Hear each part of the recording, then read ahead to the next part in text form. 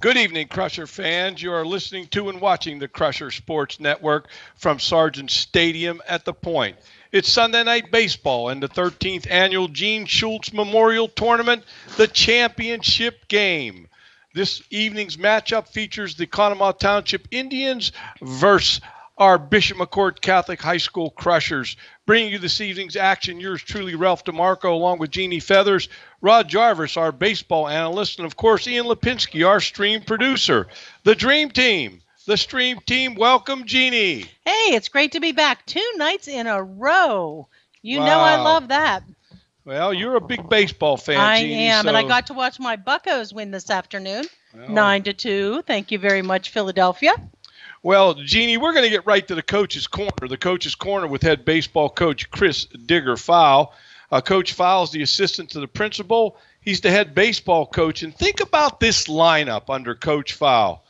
A state championship in 2012, 2 state runners-up, 8 trips to the Elite Eight, 5 trips to the Final Four, and 7 D6 championships. Coach Fowle, welcome to the Dream Team, the Stream Team. Guys, thanks a lot. I hear Cooperstown calling. You know, we've had some really good players, and I've had the best assistants in the state. So, we are proud of what we accomplish. Every year, each team tries to add to that legacy. We have 3 goals every year. The first one being to win the Schultz tournament. The second one is to win District 6, and then the third one is to win a state championship. And, tonight's the first opportunity to scratch a goal off the list. Well, Coach, I know we talked about this last night, but if you can talk a little bit about the Schultz tournament and why it exists.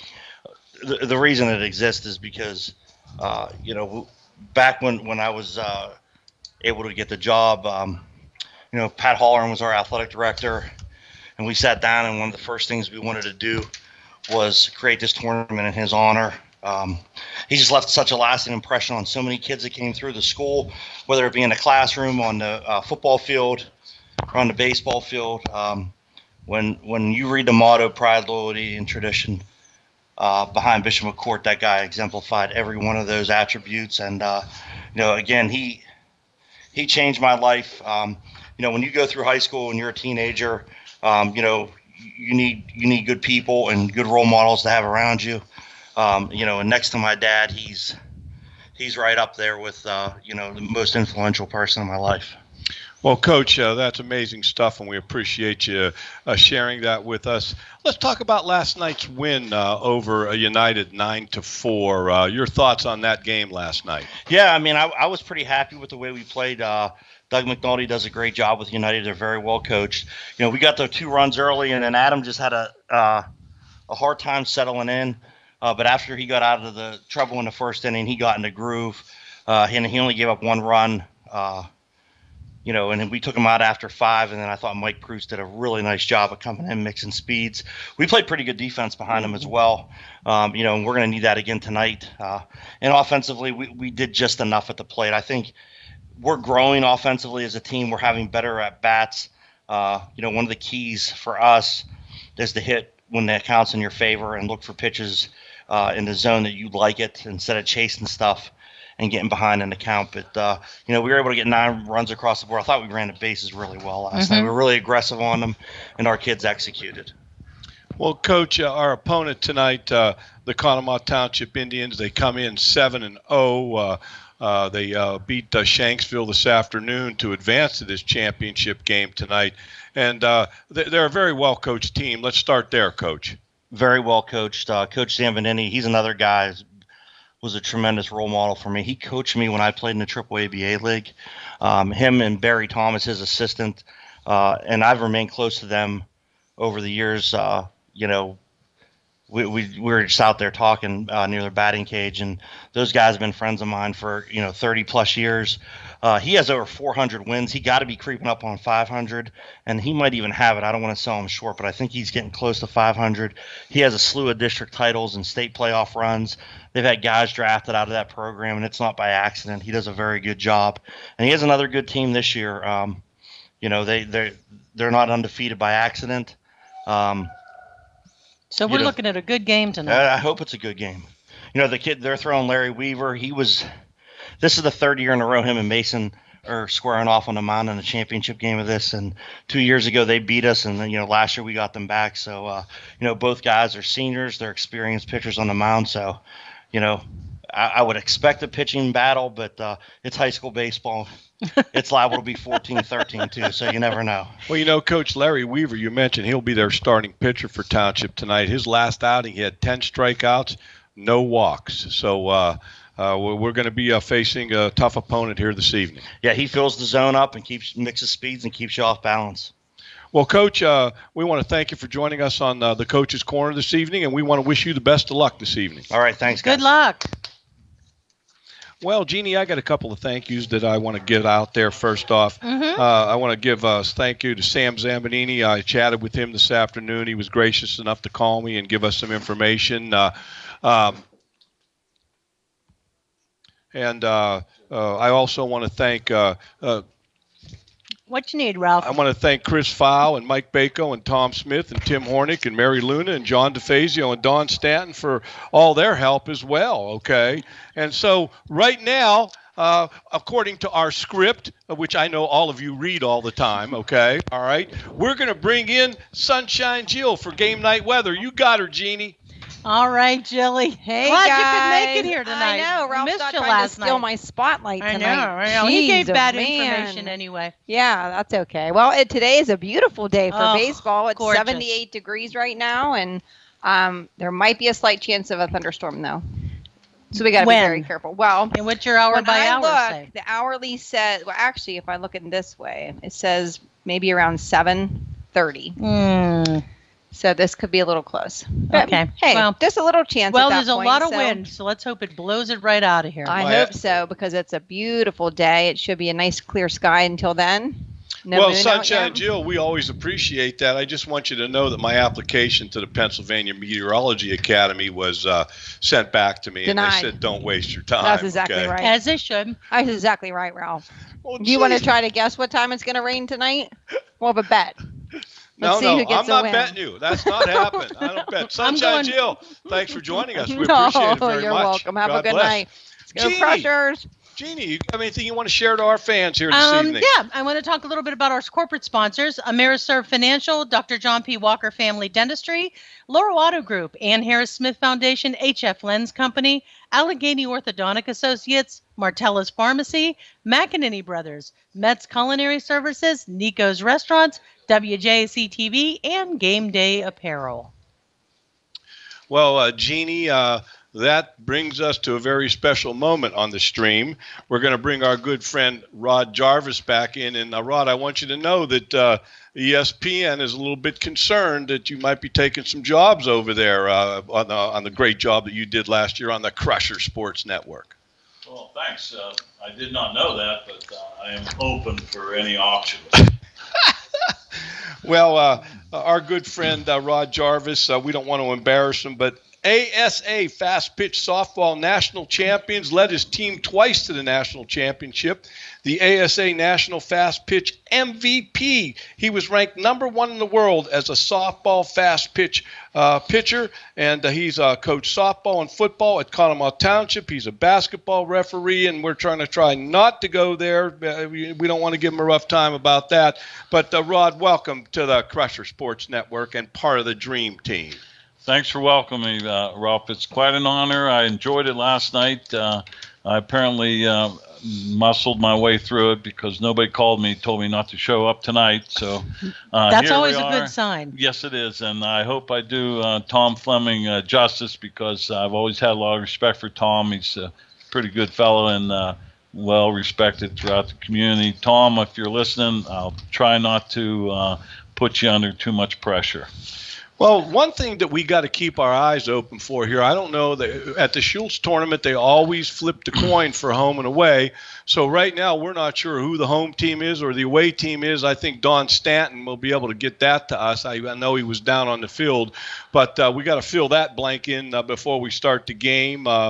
And that takes us to Coach Sam Zambanini's, the head baseball coach at Conemaugh Township, his keys to the game. I had a chance to chat with him on the cell phone this afternoon, and he is starting Young fella, last name is Weaver, is going to be the starting pitcher tonight. And he said that one of his keys is Weaver's got to get out strong, okay? Can't give up 3, 4, 5 runs early. Just for what it's worth, in Weaver's last outing, he had 10 strikeouts, no walks in the last game he pitched to victory. No free bases tonight. No walks, no errors, nothing like that. And one thing he did say was they've been playing great defense, and they need to continue to do that tonight. They want to scratch out a couple early runs. And those are the keys to the game, according to head coach Sam Zambonini of the Conemaugh Township Indians. So, Jeannie, your keys to the game. I think we need to come out strong. It's obviously, I believe, going to be a pitcher's battle. So we have to offensively get the ball out there, get some hits in good spaces, and make some runs right out of the gate. Well, Rod, what about you? What are your keys to the game tonight? Well, Coach Fowl pretty much said it. He's facing a left-handed pitcher tonight, always in the zone, keeps the pressure on the hitters. And that's a situation there where you just both pitchers. Mason will keep you in any game. Mason throws well, and he'll keep his team in the game. The left-hander for Township will keep his team in the game. So those two guys might equal themselves out, and it'll come down to who makes the play in the outfield, who misses the cutoff, or who doesn't get sacrificed bunt down. One of the little things in the game that might just make the difference between winning and losing. Well, we appreciate Jeannie and Rod giving us their keys to the game. My keys to the game are real simple. Whoever the home team is, that last at bat might be the most important bat of this baseball game, because you've got two good defensive teams and two good pitchers going at it. That last at bat might be more important than people think. So that's my key to the game. Who gets the best last at bat? And with that being said, Jeannie, any sponsors, anything like that you want to share? Is it okay if we talk a little bit about the Schultz tournament? That would be fantastic. That would be great. Just wanted to remind everybody, this is the 13th annual Gene Schultz Memorial Tournament. The tournament was created in honor of Mr. Gene Schultz, the legendary baseball coach and teacher at Bishop McCourt, who guided the Crushers for 27 years. Coach Schultz accumulated 225 wins and earned the respect of countless students that we worked with on a daily basis. His number 24 still hangs in the hallways of the school as a tribute to one of the all-time great coaches of Catholic High. Coach Fowl did mention that they have three goals this season, and one is to win this tournament. So I think there's a lot of emotion that goes into this game. Just to give you a recap of where we are in the tournament, of course, we know last night Bishop McCourt won over United, hence they're in the championship game. Conemaugh Township played Shanksville this afternoon at 1, winning against Shanksville. I believe it was 13-1. Shanksville and United just got done with their consolation game at a score of 20-2, with United coming on top. And we're getting ready to head into the championship game, which will be your Bishop McCourt Crushers against the Conemaugh Township Indians. And we just got the word from Donnie Stanton that Conemaugh Township will be the home team on the scoreboard, and our Crushers will be the away team. And I believe that seventh inning could be a real Donnybrook before this thing all I agree. Plays itself out. All that means is we have to get a good start, and we have to get some good padding going into that seventh inning. Well, and for our listeners, Conemaugh Township comes into the game 7-0, counting that victory earlier this afternoon. Our Bishop McCourt Crushers are 5-2. Conemaugh Township plays in the Heritage Conference, and our Crushers play in the Laurel Highlands Athletic Conference. We'll talk more about that as we move through the game and show you how those conferences are aligned and things of that nature. And keep in mind, Conemaugh Township comes out of District 5, and obviously our Crushers are in District 6. And I went on District 5's website, couldn't find any standings as of yet over there, but Conemaugh Township is a perennial power. But I know that Coach Jarvis, we can talk a little bit about boys 1A District 6 and the standings as they are as of this morning. Well, our McCourt Crusher team is ranked 1. Glendale is still second. Bishop Carroll Catholic is ranked third. Conemaugh Valley is tied ranked third with Bishop Carroll 3-3. Both of them are to this date. And Moshannon Valley is fifth, 2-2. Portage is 2-3. Blacklick also in sixth. There's 14. There's 6 teams that are knotted up in the sixth spot there, and that is Conemaugh Valley, Moshannon Valley, Portage area, Blacklick Valley, Penns Manor, Harmony area, and St. Joseph's Catholic Academy. Those teams are all bunched together there, but Portage is 6th, Blacklick 7th, Penns Manor 8th, tied with Harmony, and also St. Joseph's Catholic is tied in there, knotted up in the 8th spot. Claysburg Kimmel's 11, Bishop Guilfoyle 12, Williamsburg is 13th, Purchase Line, is 14th. Ferndale's tied there, 14, and so's Juniata Valley, 14. All those teams are 0-6, 0-5. Hey, Coach Jarvis, we really appreciate that, and that takes us to our sportsmanship prayer. And we're going to ask Jeannie if she wouldn't mind going through that sportsmanship prayer. And it was crafted by our good friend Father Crookston and approved by the PIAA. So, Jeannie, and I see Father Crookston up there in the stands. Thank you. The sportsmanship prayer. Strong and faithful God, the giver of the fullness of life, as we come together for this contest, we ask you to bless these athletes, coaches, officials, and all gathered here. Keep these young people safe from injury and harm, instill in them respect for each other, and reward them for their perseverance. Lead us all to the rewards of your kingdom, where you live and reign forever and ever. Amen. In the name of the Father, and the Son, and the Holy Spirit. Amen. And Coach Fow brought us the most updated stats for our team here, and I'm going to give these to you all so that you guys might be able to reference them as the game wears on. And I'm watching. I have to say, I'm watching Mr. DeFazio, John DeFazio. Yes. He's still got it as far as hitting those balls to where they need to go. Well, let me say this to you. Mr. DeFazio works out every day. He's a great math teacher, and he's just a great guy. Takes good care of himself, and we've become really close friends. And so, that doesn't surprise me that he can still make it happen out there as an assistant coach for the Crushers.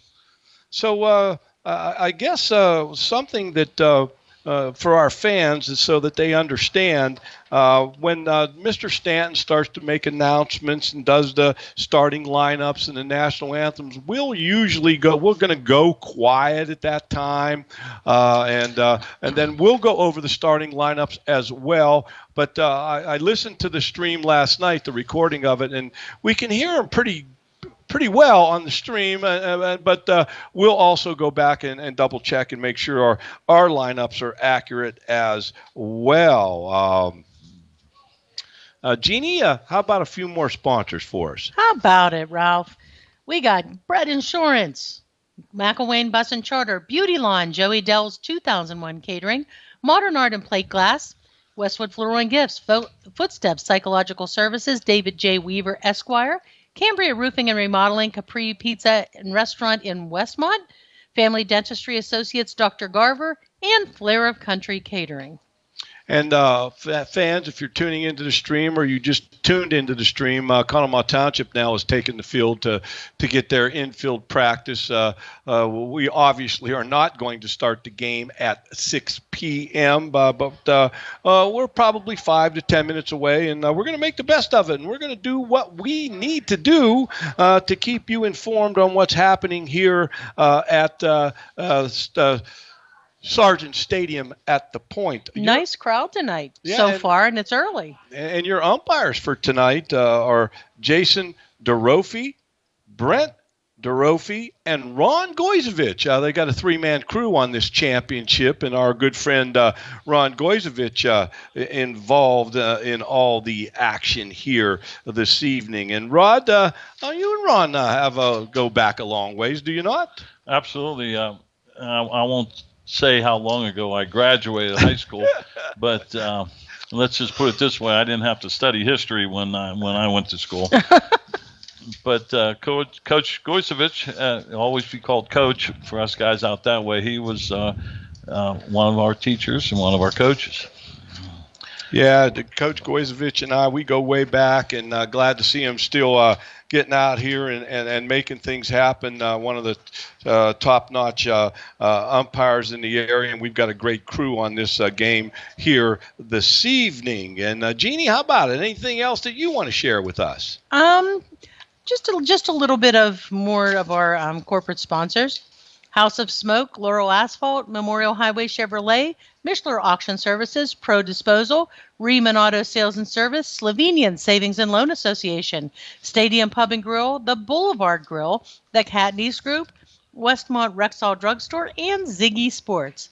I see down in the crowd, as I said, it was a pretty good crowd so far, and I see Mrs. Files here, and not the Chris File wife, Mrs. File. His mom's here. Well, that's fantastic. Isn't that wonderful? Yeah, God, give her a little shout out. Absolutely. And Coach Zambanini, before the game, talked to me, and he said he shared the link with his family in Texas. So I'm very good friends with his daughter, Kayla. And if you're listening, Kayla, God bless you. And we're sending you some positive energy here from Sargent Stadium at the Point down there in the great state of Texas. And fans, you're listening to the Crusher Sports Network. And something that I thought was maybe worth talking about with everything that's going on in college sports with name, image, and likeness, the PIAA has adopted its own name, image, and likeness procedures. And we're going to go over there. It's always good to be educated and understand. And maybe you want to help out someone with some monetary name, image, and likeness. But we got to follow the rules, and we got to understand the rules. And so here it is. A name, image, and likeness agreement. Now, we're talking about the PIAA here in the state of Pennsylvania. Name, image, and likeness agreements must not be used as an incentive for enrollment decisions or membership on a team. No school, coach, booster clubs, collectives, administrators, or alumni may arrange or pay for a student's NIL deal. A student is not permitted to use a PIAA school, team name, nicknames, or logos in their NIL agreement. Students cannot promote anything endorsing adult entertainment products, alcohol products, casinos or gambling operations, tobacco or electronic smoking products, prescription pharmaceuticals, weapons, firearms, and ammunition. And any Bishop McCourt Catholic High School student athlete who would agree to an NIL deal must inform their school and school directors of athletics within agreement of 72 hours within the deal. Now, isn't this a perfect example of common sense has been lost in our society? That if we have to, like, who would think a high school kid would promote like an alcoholic beverage? Okay, but I guess it's the times we live in. What do you guys think? Well, I think that everybody has their own opinions on NIL. I think it's a very hotly debated topic.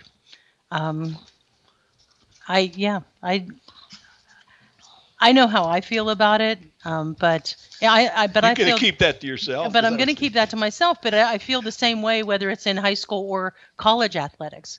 There's been a lot of changes in collegiate athletics that I think have taken away from the sporting events. But again, it's not my decision to make, so I just live with it. Well, Rod Jarvis, what do you think about this whole NIL thing? Well, I mean, obviously it's a problem or not a problem for them to address it to begin with, and where it goes from here, who knows? I mean, like Jeannie says, sometimes you're best to keep your comments to yourself and don't open up a can of worms, so to speak. I think that especially on a high school level, when you're offering NIL deals to high school students, I think that sometimes the worry for me is that is this in the best interests of that child going forward? Because look at some of the sponsorships that even celebrities have had over the last 5 years, that the company that they were sponsoring has turned. Yes, I understand. And they're now have their name associated with it. I don't know. I mean, like I said, I think it's a highly debatable. I'm sure that people have a much different opinion than I do, but that's why this is okay, because we all can have our own opinions. And this is just the tip of the iceberg, too. I mean, it'll probably be more more and more as the years go on. Social media, the whole thing is just well, and then the at the collegiate level, now they're talking about a super conference of 8-10 team sections. Okay, 80 schools, and so the whole process is not done yet. And I hope that common sense prevails. That's for me. How about some common sense? Okay, let's not turn it into something that it doesn't have to be. And with that being said, we're probably about 5 minutes away. The umpires are on the field now, and the township just finished up their infield practice. They're probably going to get together at home plate, and they're going to go over some sportsmanship things and some ground rules and some things that are unique to the Point Stadium. We talked about the configuration of the stadium yesterday, that it's very unique. And if you play center field or right field, you better be ready to get on your horse, Coach Jarvis. Well, if you notice tonight, the flag is not as nearly as active as it was last evening. So if we get one up in the jet stream in right center, I think it'll, chances are Brock or Braden can run it down. But last night it was a lot different. You just didn't know which way it was going. Correct. Well, and Sunshine Jill gave us a very accurate weather report, and she said that there's a chance, though, and Coach Jarvis, that around 7:30 we might get a thunder shower. Well, let's hope not. Yep. Let's say cross our toes, but I don't know if I can do that anymore. So, Coach, just for our fans, Coach, you got captains down there. Okay, you got the umpires down there, both head coaches. So what are they chatting it up about? They're not talking about where they're getting pizza after the game, are they? No, not this early. Well, Coach Powell will give them the lineup and say, this is my DH and so forth. And now he's going over the ground rules. If it hits that pole and goes back out, it's still in play and so forth, and whatever technicalities there are with this stadium. And then Coach Zambanini will give him his lineup, and this is my DH, and I'm going to be designated running for somebody, and blah, blah, blah, and so forth. And then the umpires will take over and say PIAA, the sportsmanship rule. I used to say it, but I don't say it anymore. I let Sam and I officiate together all the time. I let him do it. He likes to talk. He's a teacher. I let him talk. You haven't been doing all that bad a job yourself, Rod, just so you know. Okay? Before we start, I do want to say one thing, though, Jeannie. I was down there in the game talking to some of the players, or down on the field talking to some of the players, and Coach Barry Thomas said, make sure you tell Jeannie that I said hello. Oh, Barry and I have been friends. We were in college together. Yes, he said and that. And that's when we met. We've been close friends, and we do a little business together now. And he's a great guy, and he's a great coach. I will tell you that I am sure, even though I've never been involved in his coaching, I guarantee you he's a great mentor for these boys. Well, yes, he is. He's really an upstanding guy. Yeah, him and I are the two oldest ball boys in District 5, in the Heritage right now for the football team. So you got promoted? Oh, yeah. Yeah, I even got help. Barry helps me. And you got an assistant. I usually last the first quarter, then I lose focus, and then Barry takes over from there. Might have to get the two of you to come down and be the ball boys for the Ken Lancey game, huh? Absolutely. First Summit Bank Ken Lancey All-Star Classic. Well, the field looks like it's in good shape. Well, I know that a lot of teams like coming here to play because it's so different than playing at most of the high school fields around the area. Yes. The turf is one thing, but just the field layout, the distances, it really makes players play to their best. They don't get that bad hop or the one off the shins. Sometimes you get one in between hops, and that's it's a little tricky. Well, Donnie Stanton is now going through the starting lineup, so we'll just go quiet, and then we'll get to those starting lineups on our stream here in a bit.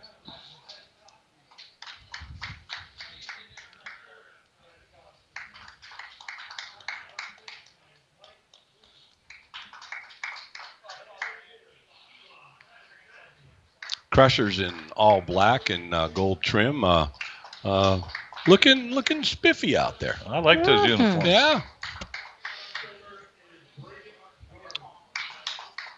Uh-oh.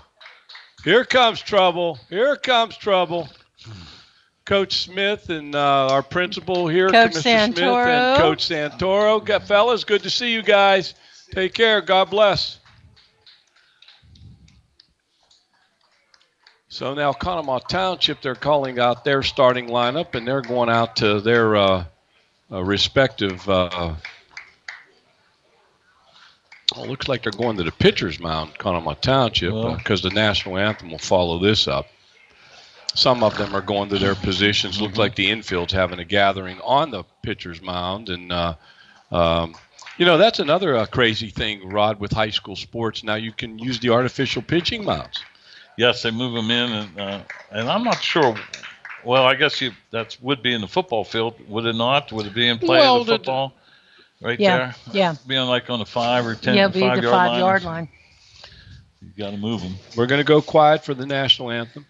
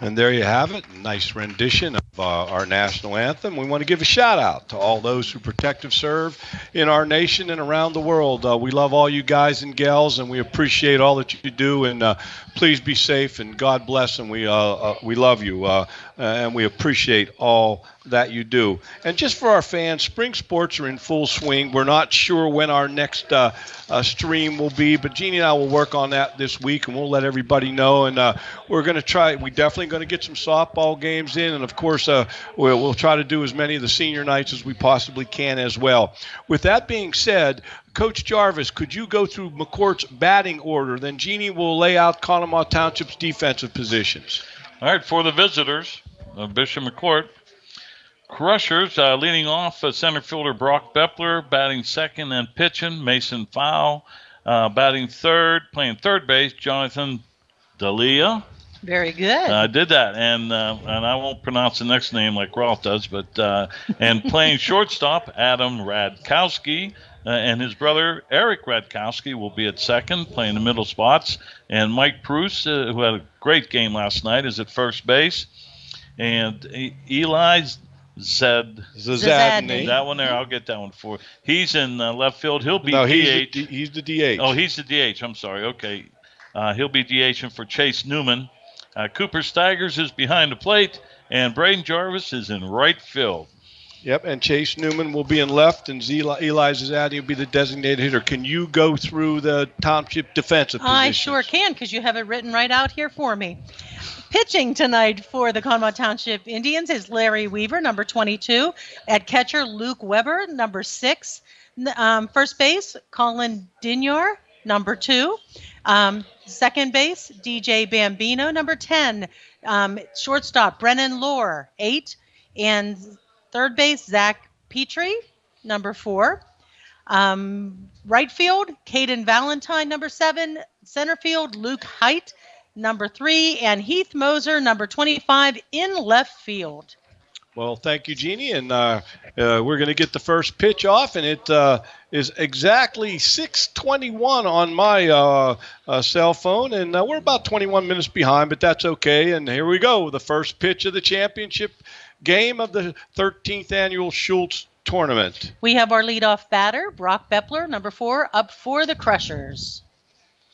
And I know that you talk a lot about leadoff batters, and what are our expectations with leadoff batters, Coach Jarvis? Well, right now, Brock is being very patient. Last night, he swung at the first pitch in the first inning. Didn't really get a chance to look at the pitcher from United. Here, he's working the count a little bit more. 1 ball, 2 strikes in the hole. Ooh. And the left-hander is going to get him. This is a tough first inning of every game is the toughest inning for a pitcher. If we could just get some base runners on, knock him around a little bit, maybe just get him out of his rhythm, that would be golden right there. Well, Larry Weaver is a senior, 5'11", 200 pounds. He's I would imagine he's got a little bit of power in those pitches out there, Coach. Yeah, well, he let let that one go. Yeah, that one there just a bit outside, as they say. Just a bit outside. Right. We're not making fun of anybody. We're just having a good time. He might squeeze a little bit here. Mason's a good hitter. Mason's hitting 500, and that's real good. Ooh. Good cut. Little off-speed pitch there. And we do thank Coach Fowle for giving us those updated stats, and we'll use them during the course of the game. I'm delegating that to you, Mr. Jarvis. As I see their batting averages, it's not all that bad. I mean, our on-base percentage is phenomenal. We're getting on with walks, maybe errors, whatever, but getting on base is the key to it.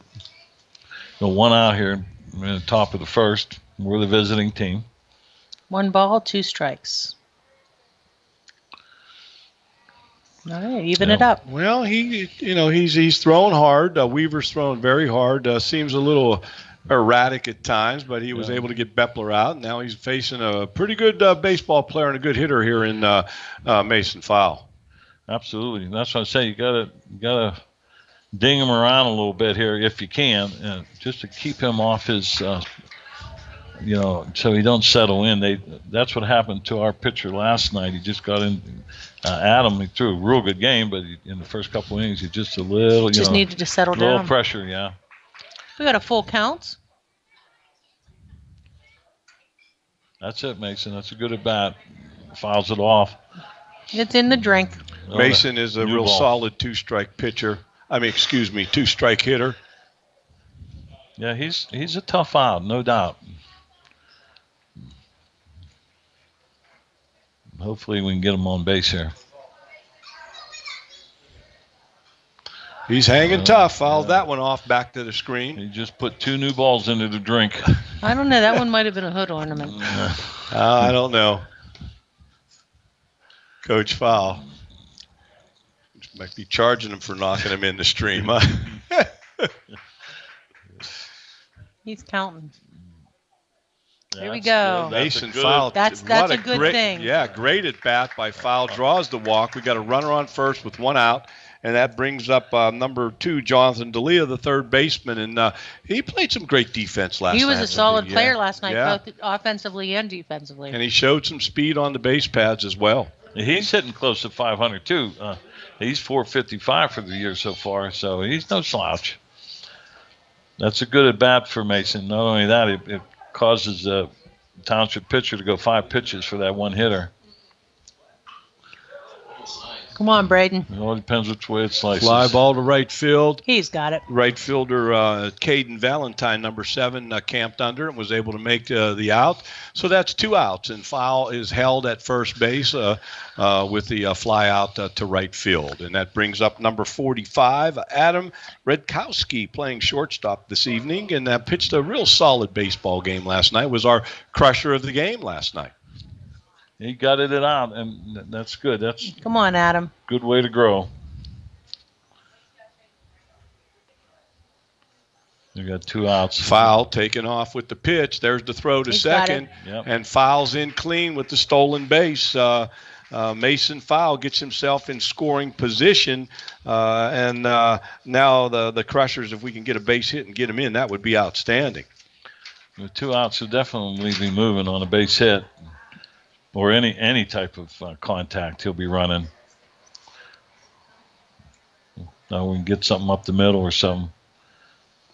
There it is. That's it. That Beautiful might be hit. too sharp. He's going to send them. Good. Nice. Good. So Redkowski brings foul home and gets the double, and the Crushers are up 1-0. And is going to shape up, I think, to be a pretty good Donnybrook here tonight, Jeannie. Well, we're only in the first inning, but I think that I knew coming into this it was going to be a good game. That's how you can tell how a team is coached, Jeannie. You can see the pitcher was backing up the throw from the outfield, and he saved an extra base on that by being back there to get that errant throw. Number 3, Eric Redkowski, the second baseman, batting. This is the fifth batter of the top of the first for the Crushers. These are two very well-coached teams. Yeah, absolutely. The fundamentals and hitting the cutoffs and so forth is and these two coaches know each other, too. You heard Coach They're good Johnson. buddies. They go way back. They coach together. And I believe Coach Fowle said that Sam coached them in the AAA tournament. Yes. I want to say I think he was with Coke, but I could be wrong. I don't want to. I think that you're right. I already ventured a guess, so it's too late to say. I don't want to venture a guess. 1 ball, 1 strike, 2 outs. McCourt 1. This run here would be nice. Yep. See, that just puts that pitcher just out of his rhythm. I know the game is early. I know, it's just this inning is the hardest inning for a pitcher, any pitcher. First inning. That scoreboard just throws me off. Because they don't have the names changed? Well, they have United and the Vikings up there, which was the first game. So actually United on the scoreboard is Bishop McCourt, and the Vikings are Conemaugh Township if they don't get it changed. There's 2 balls and 2 strikes to Eric Redkowski. 2 outs, runner on second. Crushers up 1-0.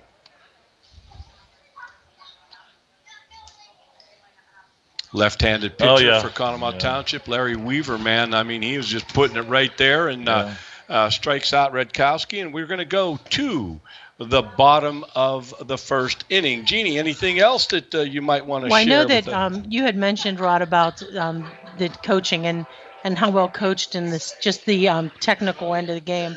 And I was telling Ralph before the game, I did watch the Pirate game a little bit this afternoon, and they were talking about the shortstop of the Pirates tried to make a one-hand swoop with his mitt arm, and they were like, "Who coaches these kids, these men to be playing that well?"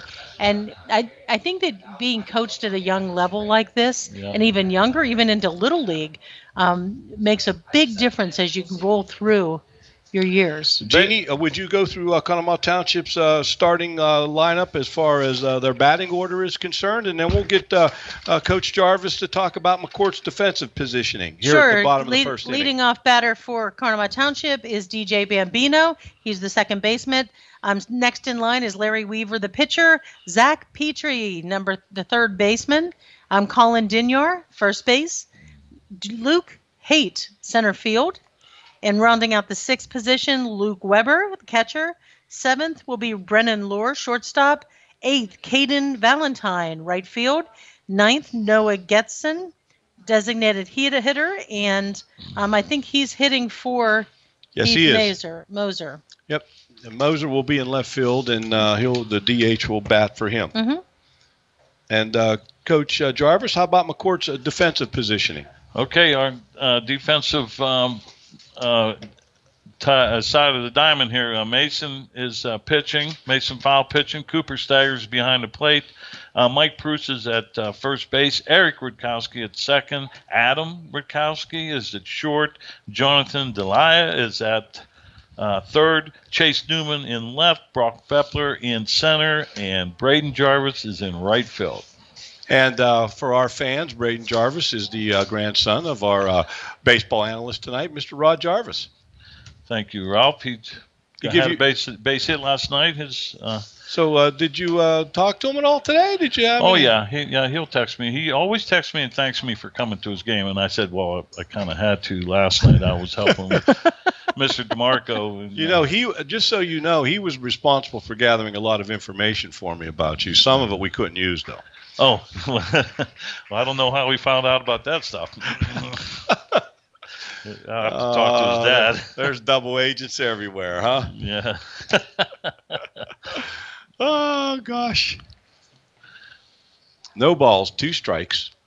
The first batter for Township, DJ Bambino. Now it's 1 ball and 2 strikes, I believe.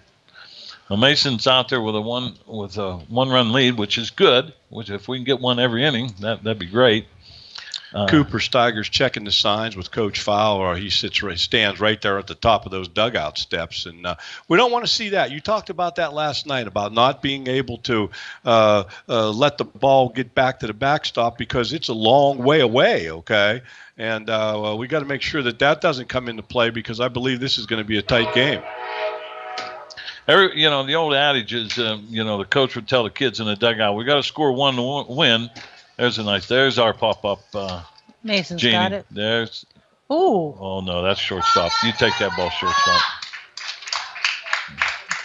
Well, I got to give him this. He was ready to take it, and Chase Newman ran up and said, I got it, and he backed off right away. That could have been bad. Yeah, you're right. And, as they draw it up, you go back until you hear the left fielder say, I got it. But he was already the shortstop was already under it.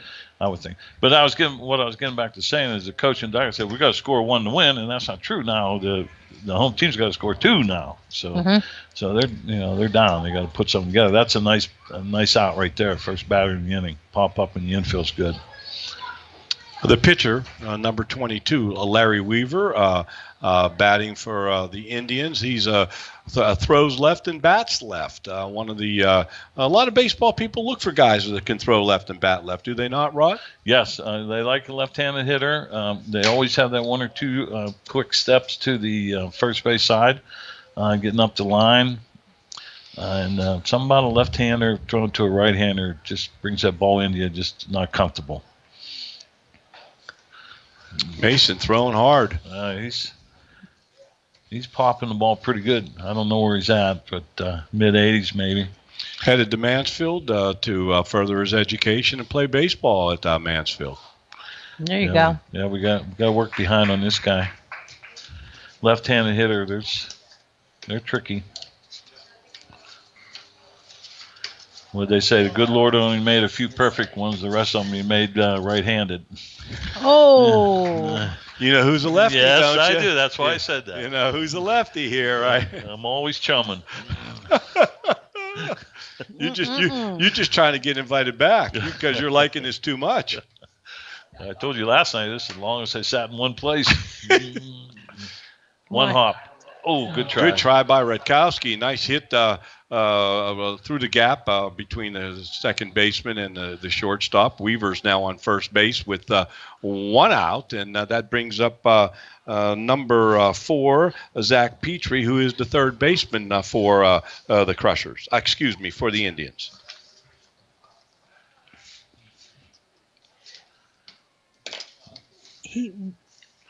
What did Jonathan D'Elia do the last match? Yeah, I'm trying to think what he did last time. Well, it's no big thing. That's a good pitch. Number 3 hitter here. I think didn't he pop out to right field? No balls, yes, 1 strike. Right. No balls, 1 strike, 1 out. Runner on first for the Indians. Foul goes to first base, and keeping him honest. I'll tell you what, nice throw over there.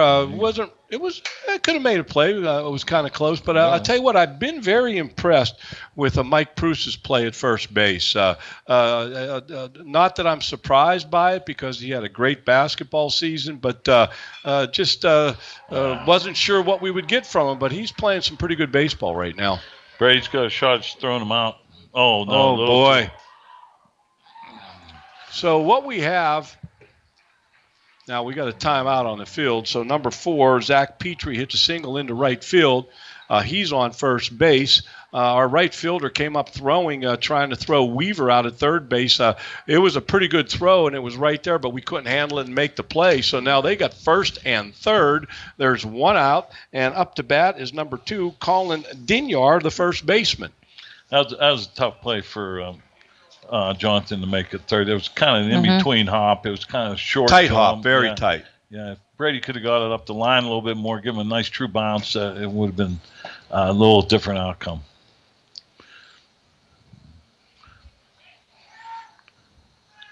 Well, I like that move.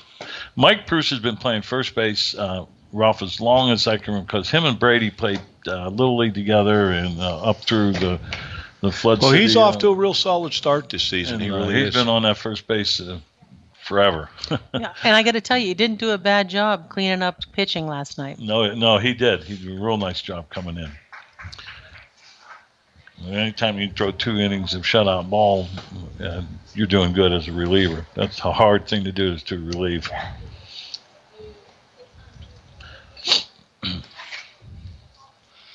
Foul, keeping both runners close. Throws a strike. There's 2. No balls, 2 strikes to the batter, number 22, Colin Dinyard. Here we are. We're in the bottom of the first inning, and Crusher still clinging to a 1-0 lead, to 1 out for Conemaugh Township with runners on the corners.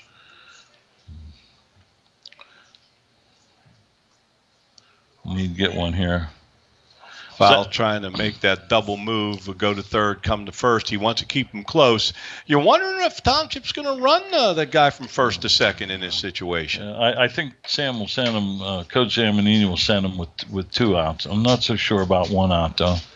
Don't want to run yourself out of the inning. No, you don't. And then Mason's very capable of striking out the next hitter. So what you're saying is a little bit of conservative hope that we can advance runners and get a run or 2. I think he's leaning more towards trying to tie the game up at first, and then we'll get a little fancy afterwards. But yeah, he might send him. I don't know. He's not on the green out there, so he doesn't look to me like he's gonna. I could be wrong though. Ooh, there you go. That's what There we you need. go. There's the strikeout. That's a big one. That's what the doctor ordered right there. Now he'll try to send him, and if we attempt to throw him out, we got in a pickle last night with the kid got hung up in between first and second, and they scored a run on that. So up to bat now for Conemaugh Township is Luke Height, the center fielder, number 3. This kid's a hitter here. There are 2 outs, runners at the corner for the Indians. The Crushers trying to bear down defensively and hang on to this 1-0 lead here at the bottom of the first. There's a fly ball into left field. It looks like it's going to come foul. And we might have had a play on that. Yeah. I think that as they're looking at each other, the left fielder and the third baseman, maybe a little bit of better communication, they might have been able to haul that one in. It was kind of in between or dropped nowhere. You guys remember Joe Shetler, outstanding baseball player? He graduated Conemaugh Township. This is his stepson.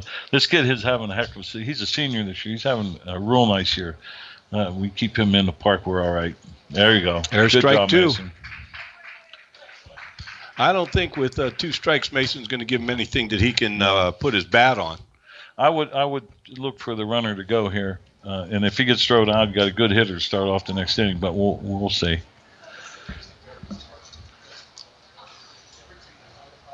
Oh, awesome. nice. Struck him out and keeps him off the board. And we've got 1 inning of a pretty tight contest here. Bishop McCourt 1 and Conemaugh Township 0 as Bishop McCourt goes to the top of the second for their second at bat in the baseball game. And just a reminder, with a McCourt win today, we always have the crusher of the game, and we're not going to rush that if we should win, because there'll be ceremonies at the end, and so we'll be patient at the end and not try to rush off the air so that we can make that happen. But we got to win first, so crusher of the game with a victory. And last night, Radkowski was the crusher of the game, pitched a real solid game. And Jeannie, where are you at there? You're looking at that weather. I'm looking at the weather, and it looks like it's not going to. It doesn't show rain coming here until later, but we'll see how that goes. Hopefully, maybe the bottom of the 12th or something like that will go. I hope we don't go to the bottom of the 12th. Yeah, it doesn't look till after 9 o'clock, so keep your fingers crossed. World of difference today, though. In temperature-wise. It's a roller coaster. Roller coaster. Mm-hmm. Roller coaster. That's what I want to say.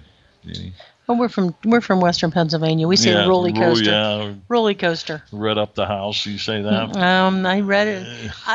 I try not to. My mother's really big on redding up and washing the clothes. Washing. Yeah, my grandkids make fun of me when I say washing. Go wash up. And they said, "What's that? A sound Superman makes or something?" I'm not getting in this conversation. Sorry, just Ralph. So both of you know that, okay? I will. Jeannie You guys and I- can banter on as long as you want. That doesn't bother me at all. We were just enjoying ourselves, sir. That's okay. We want to have fun. Fun is a good thing. Fun is not a bad thing. Oh, my. Who do we have coming up? Can I borrow this? Mike Pruce is going to lead off. Batting. Didn't I give you one of those, Jeannie? You probably did, but you know what? That's It could have okay. blown You're away. okay. You're I'm all right. good. Okay. All right. I'm sharing. That's good. Sharing is good. Um, Jeannie, as when we get a chance as the game wears on, maybe some things that have gone on or happened or things that are going to happen, and maybe you At can. the schoolhouse. Yes, at the schoolhouse. Yep. I gotcha. So now our first batter here for Bishop McCourt is, I believe that's number 34. That's Mike Pruce, our first baseman, is going to lead it off. Mhm. Mike is a left-handed batter, and he's the sixth batter in the order. Mike's batting .385 this year. His on-base percentage, surprisingly, for a fellow his size, is .556. So Mike's no stranger to getting on base. Weaver throws a little slider or a curve in there, and it looked like it was going to go inside, and it went right back over the plate and got the strike, showing his pitching skills on that one for sure. Lefty facing lefty here. Come on, Mike. So what's the is that a negative, a positive? It's a positive for the pitcher. It's not so great for the hitter because the left-hander breaks everything away from the left-handed hitter. The pitcher will break everything away from the hitter. A little harder to hit. That was a good pitch for Mike to hit that last one. I don't think you'll see another one like that. I could be wrong. I hope I'm wrong.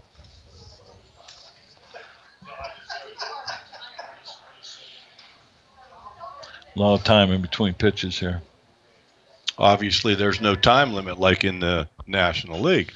There you go. Ooh, it's going to be out. Yeah. It's going to hit the street. He put one out there last night, too. Mm-hmm. What do you call that, Washington Street? Washington Street. Yep. No balls and 2 strikes, no outs. Mike is the first batter of the inning. The Crushers are up 1-0 here in the top of the second. He's sending that ball over to the stadium pub to get some wings. Yes.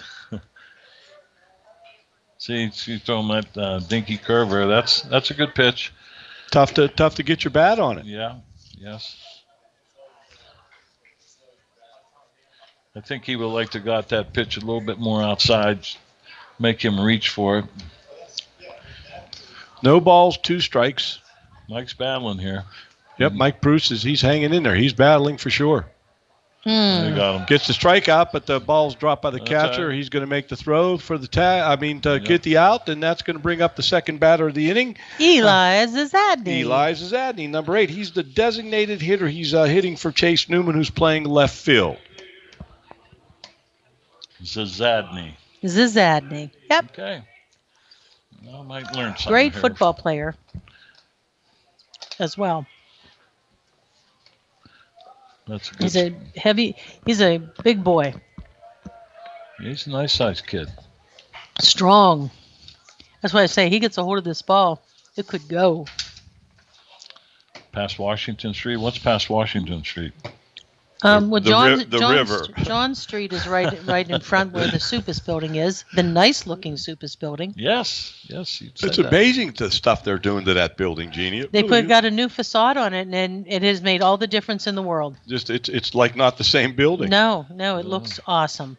Well, you downtowners are used to that kind of looking at that kind of stuff, and you see that. Eli Zazadny is 6'4", as Jeannie alluded to the fact that he's a pretty good sized young fella. Mm-hmm.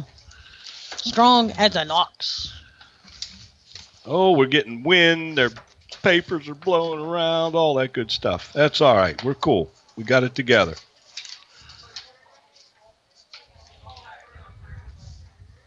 Yeah, it's getting a little windy. Oh.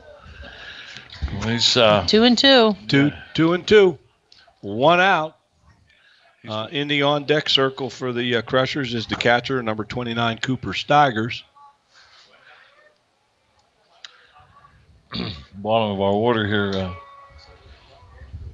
He's settled in now. He's not. Yeah. Weaver gets 2 strikeouts in a row to start the second inning, and that's going to bring up, as we said, number 29, our catcher, Cooper Steigers, with 2 outs and nobody on, and the Crushers up 1-0 here at the start of the second inning. He's going on 3 strikeouts in a row. He ended the last inning with a strikeout. It's starting to look like that pitcher's duel we thought it might be.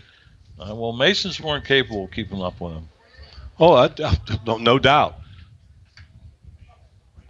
I need paperweights. Yeah, I got my phone here, and I'm good. I'll just do what we got to do. Got some wind howling through our press box here. It feels good. But if we keep the door open, then it will be like a sauna. So pick your poison, as they say. 1 ball, 1 strike, 2 outs to Cooper Steigers. Woo. it's hard to see if that's at the knees or below the knees from this angle. Tell you what, real nice crowd here tonight for Yeah. this championship game. Excellent crowd. Steigers gets a hold of it. The shortstop for Township picks it up, throws to first, and that's 3 outs. The shortstop for Township is Brennan Lohr, and send it over to Colin Dinyar, and they get the 3rd out. And now the Crushers will take the field, and Conemaugh Township will be batting in the bottom of the second inning. Now, Rod, last night we talked about how the Laurel Highlands Athletic Conference in baseball and softball was organized in East-West. And if you'd go through those schools again, then Jeannie will explain how the playoffs go in baseball and softball in the LHAC. Okay. Well, in the East, in the Laurel Highlands, baseball, as Ralph said, baseball and softball are both aligned the same way. In the East, you have Hollidaysburg, Bald Eagle, Bellefonte, Bishop Guilfoyle, Central Martinsburg, Clearfield, Huntington, Penns Valley, Philip Osceola, Tyrone, and Bellwood Annis. Those teams are in the East. In the West, you have Bedford, Bishop Carroll, Chestnut Ridge, Forest Hills, Greater Johnstown, Richland, Central Cambria, our Bishop McCourt Crushers, Penn Cambria, Somerset, and Westmont. Those are the teams in the West. Well, thank you very much, Coach. And Jeannie, when we get a moment here, maybe you could explain how baseball and softball are organized as far as championships and playoffs and things of that nature. Do you want me to do that now, Ralph? Well, if you can get it in, but maybe we can get it after this battle. Okay. Sounds like a plan. Number 6 is batting for Conemaugh Township. That's Luke Weber, the catcher, leading off in the bottom of the second inning.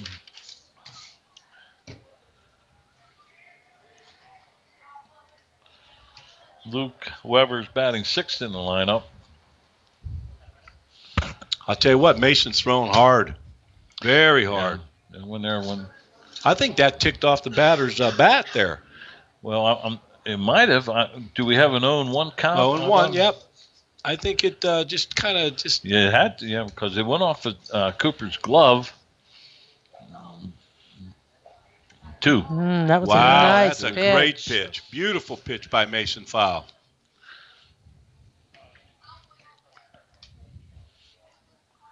There it is, 0-2. Let's see where we got here. I mean, what he's got. I know it's not going to be a strike. Watch out. Ooh. Whoa. Don't throw that. Don't bean him, for heaven's sakes. No, with 2 strikes.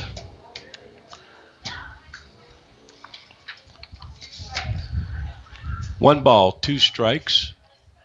Nobody out to start to the top of the second inning.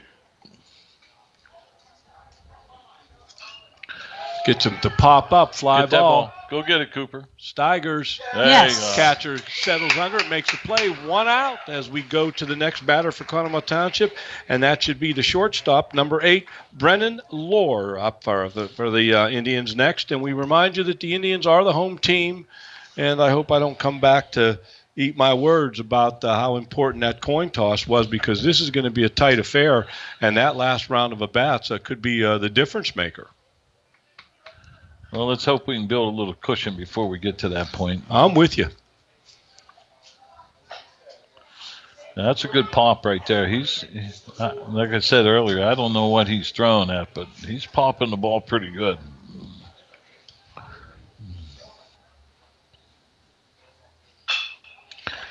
Nice. Ground ball to Redkowski at short. He fires over to Pruce. The ball gets away.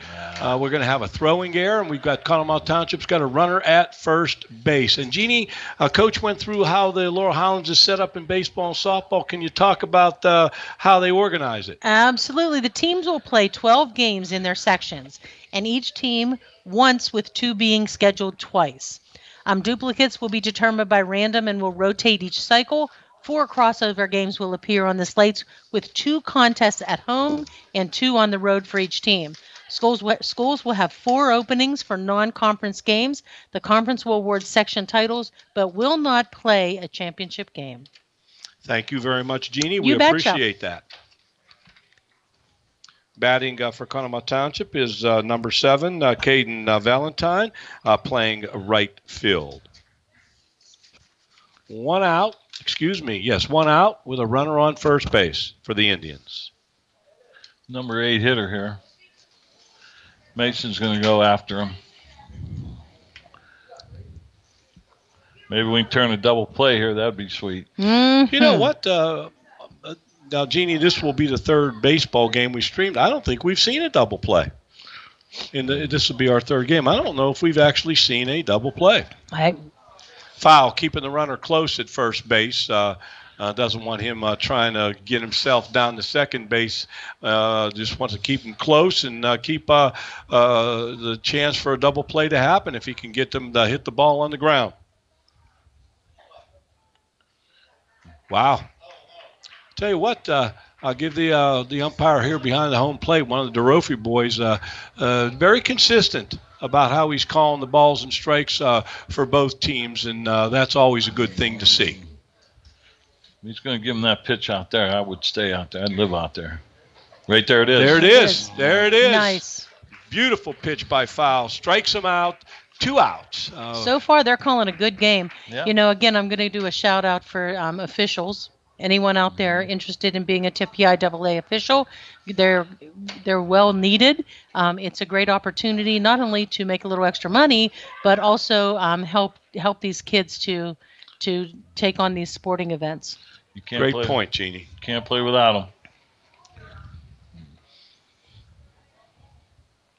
There you go. Good. There's pitch. some coaches that don't think you can play with them. Well, yeah.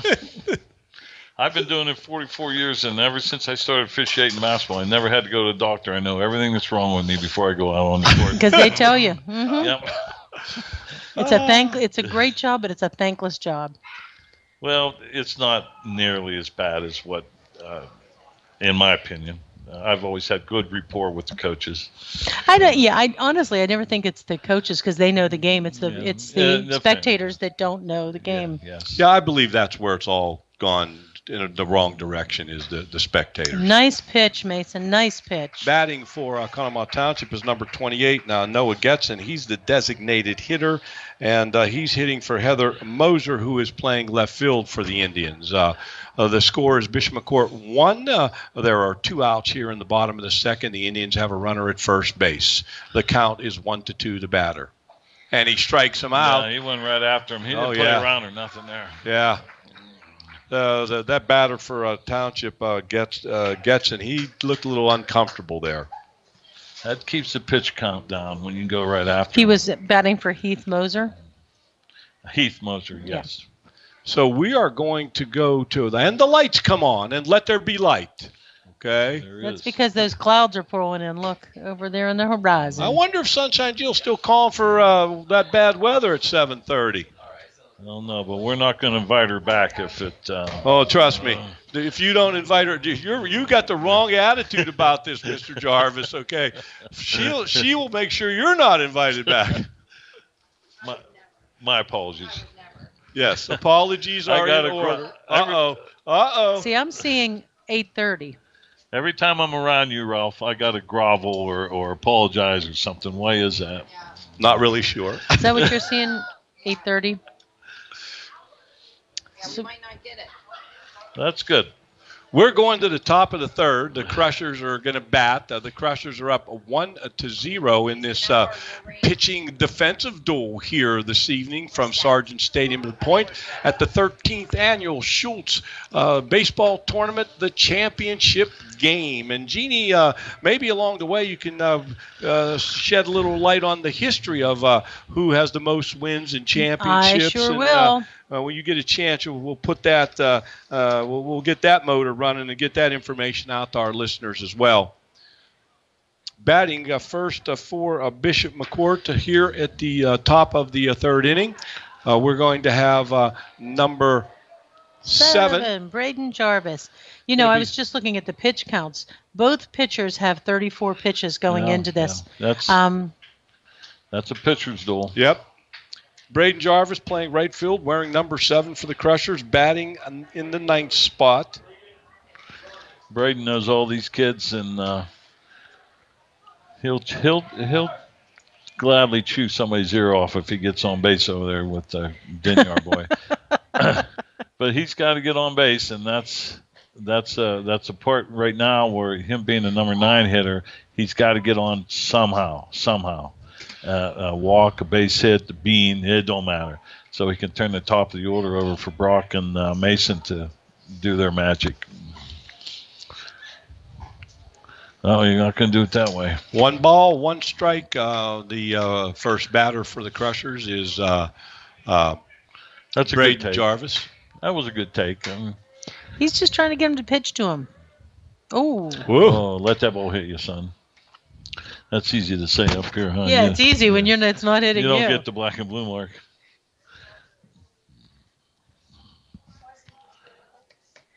Two and one. I'd be throwing myself on the ground. I can't imagine getting hit with that little thing. Come on, Brady. It has to hurt. They say it doesn't hurt that bad. I respectfully disagree. It still Well, hurts. if you get hit with a baseball traveling at 70 miles an hour, from how many feet away, Mr. Jarvis? Yeah, right there, that's 60 feet. Yeah, so it's going to hurt. I don't care where it hits you. It's going to hurt. I would think that pitch is up around 80, too. 80 somewhere. I was being conservative there. Yeah. That one went swimming. Ralph, at our age, at 40 miles an hour, it's going to hurt. Of course, you're a lot younger than me. Okay, what's the secret signals there, Jeannie, with Sunshine Jill? I just nod. Okay, I get it. I understand. Ooh, that looked good. Jarvis thought he was going to be walking down the first base. We got a full count. We got us a full count now. Braden Jarvis leading off the top of the third for the Crushers. It's good at bat so far. He's making that pitcher work. No, that was ball. Ground ball. To the second baseman. Run. He fields it, and he throws him out. Great at bat by Braden, though. He made the pitcher work hard. Yeah, 6 pitches. 6 pitches out of him. Yes, exactly. That's what you want to do. Now we're at the top of the order. Brock Bepler coming up. I kind of thought that last one was a little high, Gene. Did you? I agree. But I'm sure like you said, it's a really someone, hard when he gets perspective. home, will tell him about it. I'm sure his dad will say something. Top of the order, Brock Bepler up. Now, in all honesty, you have what? If the kid's throwing 80 miles an hour from 60 feet away, you have what? Minute of a second? Second to make a decision. To swing or not, so. Brock Bepler batting .318 on the season, coming into this 8th game of the year. Fouls it back. Count goes to 1 ball, 1 strike. That's always been the most amazing thing for me in baseball, just the batting. Yeah. I mean, to hit that small ball with that bat. Absolutely amazing. Hard. And it's and that's just one facet of the game. There's catching, there's throwing, there's when to run, when not to run, where to throw it to, who not to throw. You know, it's a game that you have to play to really learn. And it's not only a physical game; it's a mental game. Oh, like absolutely. Yes, you're absolutely right. 3 balls and 1 strike to Brock Bepler. You think he'll get the green light on this one? Well, it should be 3-1 if my memory serves me. I think he fouled one back towards our part of the. You know, somebody once told me, Jeannie, that even the worst player in the major leagues, it's still pretty daggone good. I mean, We got a fly ball up all right. over the screen. Fans getting out of the way. You don't want to get hit with one of those things, man. That brings us to a full count. Come on, Brock.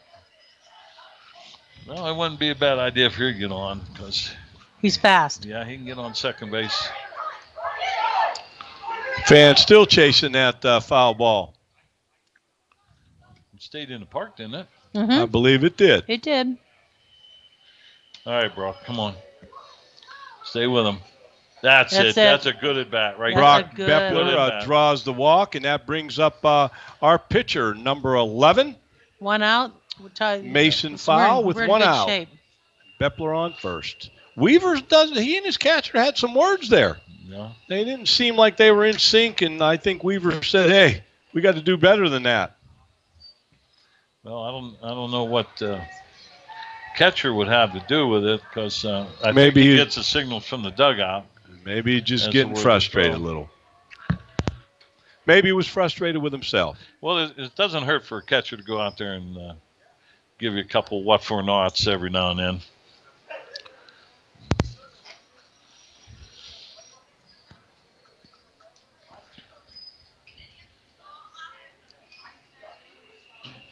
Oh, Mason fouls it off. Mason's getting some good hacks. He's swinging.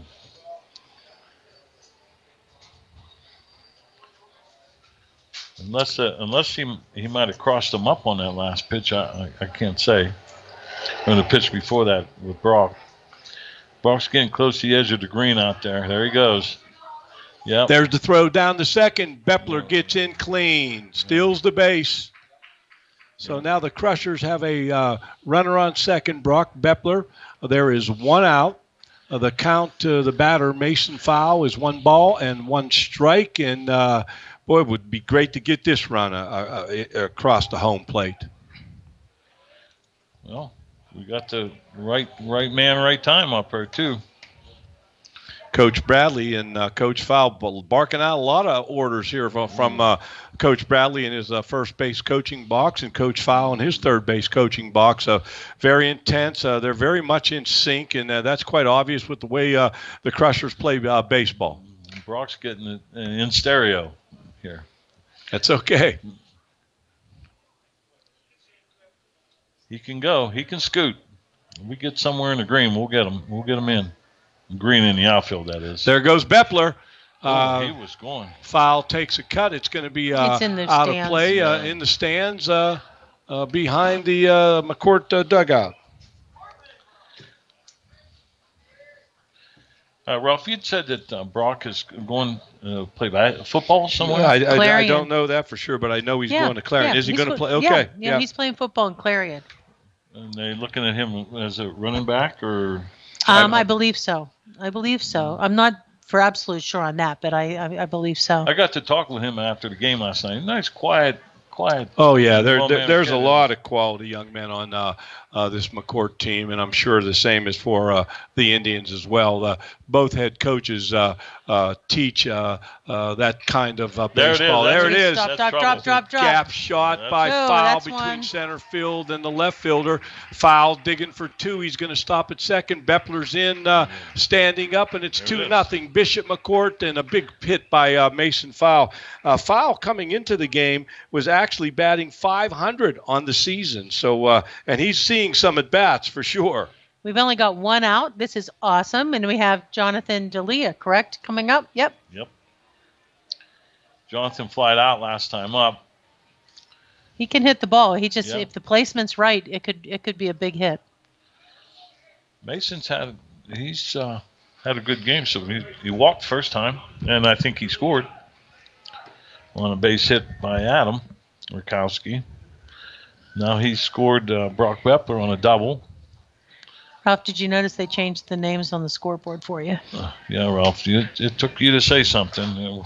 That's what I like about you, Ralph. When you say something, people Jump. they do. You're not saying anything. We've got a great baseball game going on here this evening, fans. Crushers 2, Indians nothing here in the top of the third. Crushers have foul at second base. D'Elia up to bat with 1 out and trying to get another run in. Coach Bradley's in the stance. Ooh, wow. I can't get the chance to see him. Who, Coach Bradley? Yeah. He does this little stance when he's coaching the guy in second base. Intense. It's intense. He was a hockey. Was he a hockey? He was a hockey player, yeah. 500 wins, a couple state championships. Well, that explains the intensity right there. Yes. I remember when he was on the Chiefs. Yes, I do. I do too. I believe he was a goalie when he Yes, played he ice was. hockey. Ground ball to shortstop, and that foul's going to come into third. Safe. And an errant throw, so D'Elia's going to be safe at first. Foul is safe at third, so we've got runners on the corners, first and third base, 1 out, and coming up to bat is number 45. Adam Redkowski, and then his previous at bat, he hit a double, which brought foul in with our first run. Yes, he did. He has an RBI, batting 300. Singled in the center, if my memory serves me last time up. Yep. I would give probably a pitch or two here to get Jonathan down to second base. Oh, he's out there. He's going to go. He ain't going to too long. See, you taught me something. It's that green. Well, They're in yeah, the green. I mean, I don't know if that's, It's not a there he technical goes. term. Yeah. There goes the throw goes hard back to the pitcher. They were trying to set up foul. Yeah. Made it look like they were going to go to throw down the second base, try to get D'Elia out. He fires it back to the pitcher, Weaver. Weaver looks to see if fouls off of third base, but Coach Fowl and Mason were having none of that. No, there's several set plays there for that, and that's one of them. Oh, he's still home. Oh, he beamed him. And he got a hit batter now. Okay, so what's the rule going to be on that? That's a dead ball. Everybody's got to go back. So Radkowski's going to go to first, but Fowles got to go back to third. Yeah. And D'Elia has to go back to second. I think he was going to squeeze. Did it look like he was going to squeeze or steal? I mean, I thought he was going to steal, but Mason was just barreling him. He was not holding back. He was gone. Very aggressive coaching by Coach Fowl. Actually, that's a break for the township team there. Well, they're still in the bind with the bases loaded and 1 out with number 3, Eric Radkowski, our second baseman, up to bat.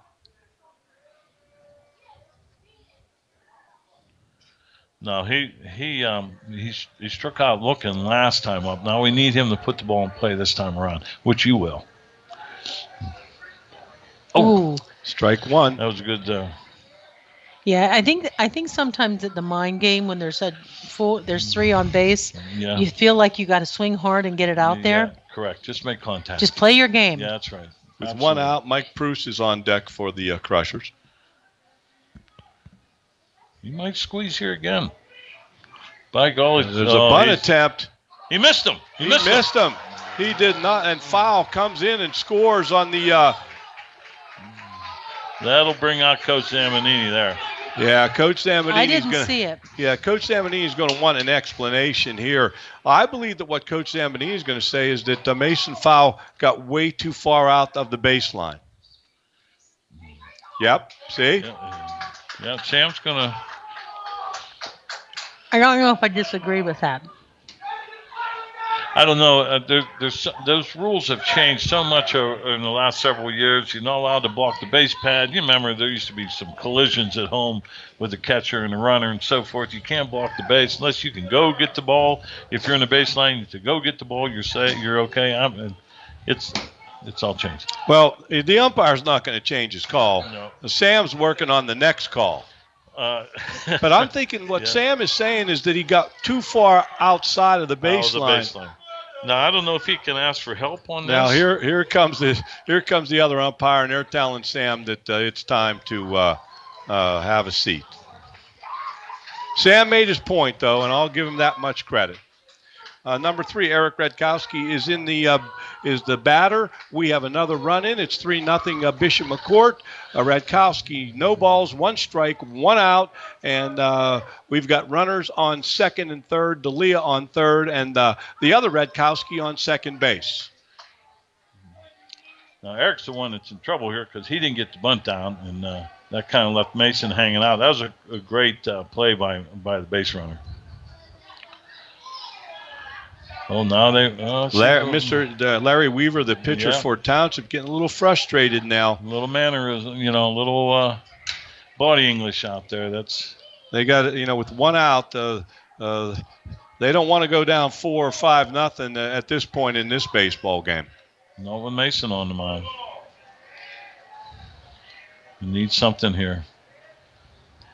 Oh, come on, Eric. So Radkowski strikes out, and that takes us to 2 outs. We still have runners on second and third. We have Adam Radkowski at second. We have Jonathan D'Elia at third. Batting is our left-handed batter, number 34, Mike Pruce. And I thought there were 2 outs, but I could be wrong about that. Only 1 out?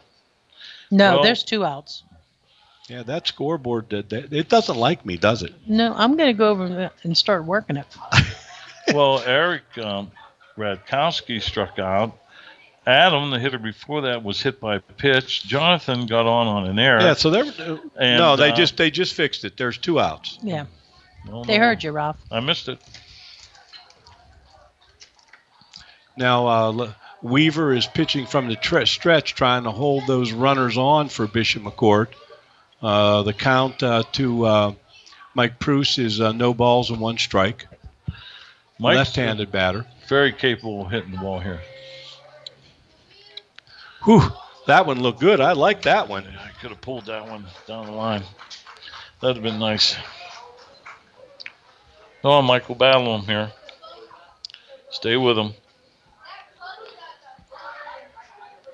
No balls, 2 strikes, 2 outs. And here comes D'Elia running home. And D'Elia's going to be safe. And Radkowski's going to head down the third, and he's going to make the round third. Wow. But Coach Fowle's going to hold him up, and Coach Fowle being very aggressive with these base runners tonight. Boy, when you're still home. Do you know what you're playing a very good Conemaugh Township team. 7-0. And if they get their get things rolling, you've got to have that much of a lead. So being aggressive is a good plan. I give Coach Fowle credit. He's seeing something in that windup of Larry Weaver that was twice now he tried to steal home, and it was successful there. There's something. Well, he had Mason and Jonathan D'Elia, who are both have the speed. So 4-0 Bishop McCourt, 2 outs, runner on third. No balls, 2 strikes to Mike Pruce. Going to be 1-2 the count now to Pruce. With every run being very important, we don't want to leave that Radkowski hanging out over there on third base. We want to get him home.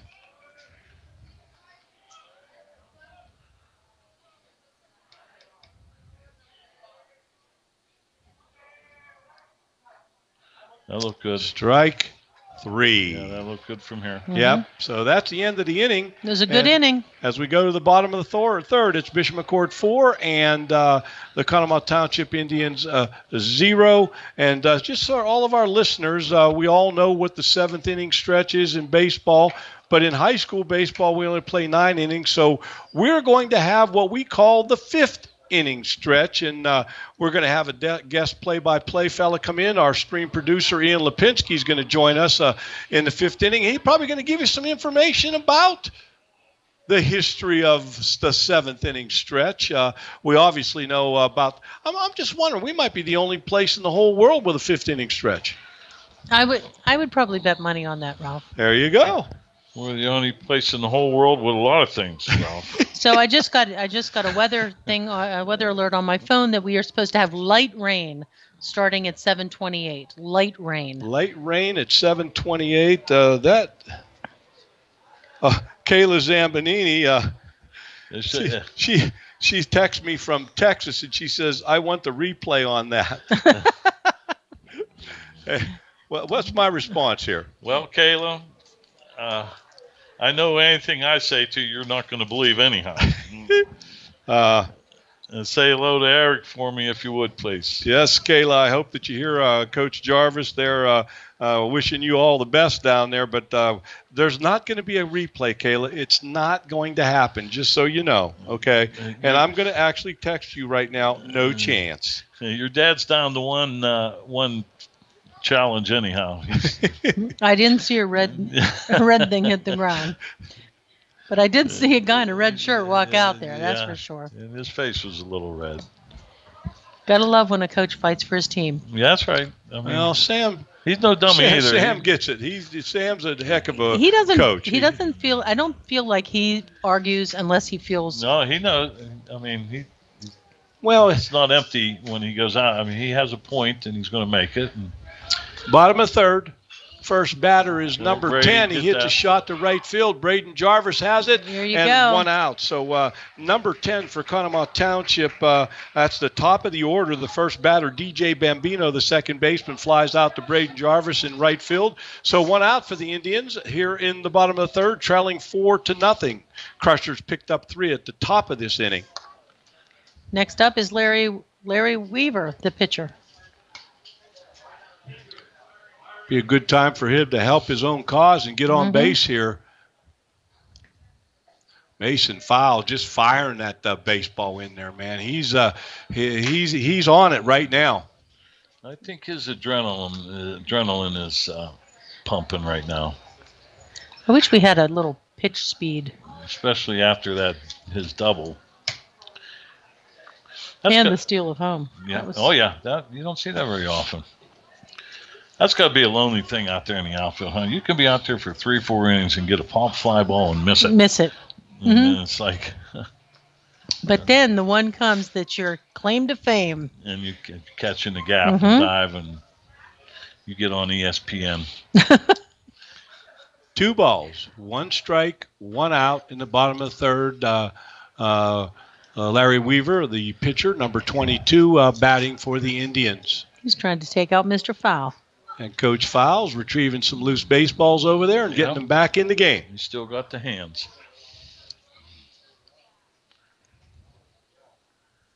2-2 here. This is a tough pitch. You don't want to go 3-2. That's Wow. what we're going to do. Come on. He was trying to hit that outside. He's been getting that call through the course of the evening. That one was just a little bit too far outside, I think. A little high. Full count. Now we have to Weaver. Strike. 3 balls, 2 strikes, 1 out for the Indians here in the bottom of the third inning. He fires it foul, and we've got a foul ball, but it looks like it's going to get. Oh, Jonathan D'Elia right at the fence line. It looked like he was going to get out of play, and he makes a big play and gets the second out for the Crushers. Nice snag. Nice play by D'Elia right along that third base fence in the out of play area. That's a big league play right there. So that gets us to 2 outs. And batting for Conemaugh Township is number 4. That's Zach Petrie, the third baseman.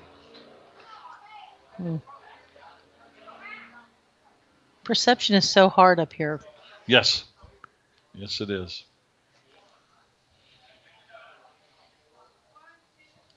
Even that field alone, it's just like, holy smokes, looks like a golf course. I'll tell you what, Mason is really working that inside corner to the right-handed batters, and he's getting a lot of strike calls on it. Well, that one's out. Fouled out of play. Mike Proust makes a valiant effort, but it was halfway up in the bleachers. There was no way he was going to get to that one. 1 ball, 1 strike to number 4, Zach Petrie for the Indians. 2 outs, 4-0 to Crushers as we are in the bottom of the third, and Conemaugh Township is the home team on the scoreboard.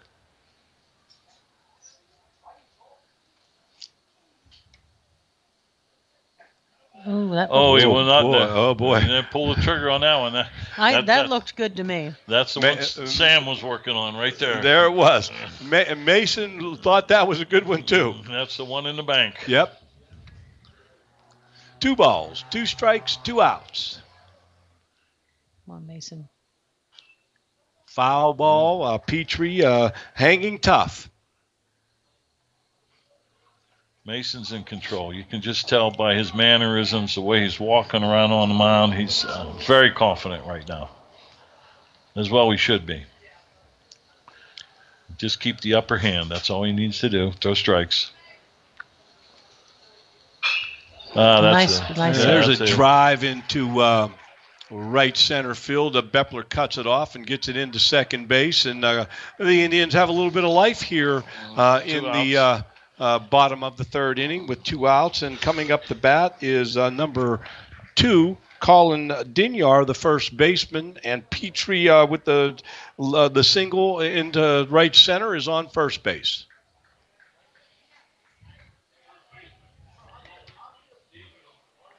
One of these guys hit a gap. I can't remember. I thought it was a left-hander, but I could be wrong.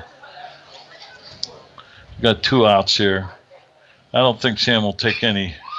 Now there's a drive the ball into the center field. There's a single, and Bepler cuts it off and gets it into Radkowski, the shortstop, and they get it into the pitcher. And now the Township Indians have something going here in the bottom of the third with 2 outs. They have runners on first and second. The batter is number 3, Luke Height, the center fielder. What was that Bob Prince used to say? Got a bug in the rug. Bug on the rug, baby. Good news is we have 2 outs. Bad news is a good hitter at the plate. 1 strike. Well, you know, the Conemaugh Township has a quality baseball team and a quality lineup. They definitely can put some points on the board, score some runs. Yeah, they're not 7-0 for nothing. They have a good group of kids.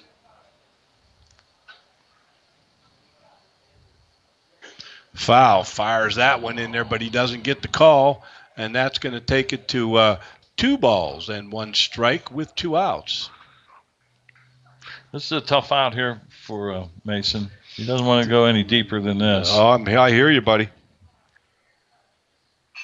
And there we go. Come on, nice hop. Radkowski at second. You go. Room service. There you go. That's 3 what outs. we call room service. And you know, the crazy thing about that, Coach, is Township actually went through their first 5 batters and actually had nothing to show for it. So they won't probably come around for another 2 innings, maybe.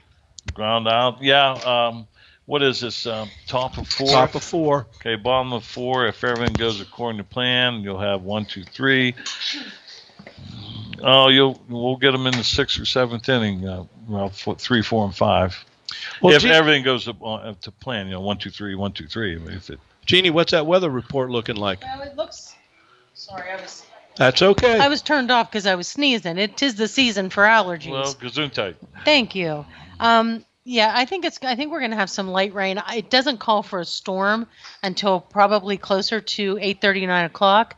Hopefully, we can get enough of this game. What is the rules on rain in 5 innings? If you get the game in 5 innings, in this case, if Conemaugh Township is down, they'll have to bat in the bottom of 5. But after that, it's a full game. Okay.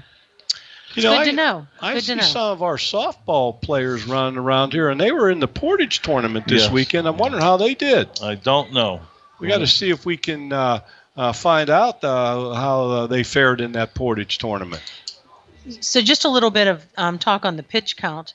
At the end of that inning, Conemaugh Township, I believe Weaver had 54 pitches, 54, 55, and Mason Fowl had 43. Yes. So that's a good thing that they're ahead of us in pitch count. Well, that goes to show you that a lot of our hitters have been working a count to 3-2 with a walk and 3-2. Yeah. Maybe a strikeout, but they a lot of foul balls. Yes, and a good quality at bats, and therefore the pitch count. I don't think this kid here is in any danger of tiring yet. He's a pretty strong kid. Yeah. We might be able to just keep more pressure on him and get that pitch count up there. But they got some other good kids too that can come in for relief. Eli Zazadny, the leadoff batter in the top of the 4th. Bishop McCord 4, and Conemaugh Township nothing in a very tightly played baseball game here in the championship game of the 13th annual Schultz tournament. It's only the 4th inning. This is a very good Conemaugh Township team. Tides could change, so we need to really stay on our game. Oh yeah, you got to keep on your toes. A lot of that has to do with our pitcher too. If he stays sharp, everybody's going to stay sharp right behind him. Wind's picking up a little bit. Looks like it's blown in. Zadney strikes out. So there's one out in the top of the fourth, and that's going to bring up our catcher, number 29, Cooper Steigers. All right, Coop. Cooper grounded out to the shortstop last time up. He put the ball in play, which is a good thing. Mm-hmm. Got one out. Number 8 hitter up. Number 9 hitter will be up next, and then we'll turn over to the top of the order. Brock got on last inning on a walk, and he scored from Mason. Well, he stole second. So those guys up on top, they're carrying the offense right now. We need to get some. But wouldn't that be the expectation, though? Yes. You still like to get some production out of the bottom of your order. Absolutely. Fly ball out of play. Some lucky fan gets a souvenir. Oh, that one made it into the bleachers, and we got the young guy. It's coming young straight fella on scrambling, down. Young fella scrambling after that one. God bless him. Yeah. Don't get hurt, okay? He wants that nickel. Is that what you get? You get a We nickel used if to you get get a it back? nickel when we were kids. That's got to be up to $1 now. Yeah, Come yeah, on. it's probably come You're on. kidding. It's Yeah. up to 2. Yeah, $7.50. You know what? You guys finish this. I'm going to chase the foul balls. There you go. If it's up to $2. Okay, we got a 1 and 2 count. Coach File and Coach Zambonini over there having a heart-to-heart. They're probably still going over that play at the plate. Yeah, they're talking about the steak dinners they Yeah, had. yeah. Come on.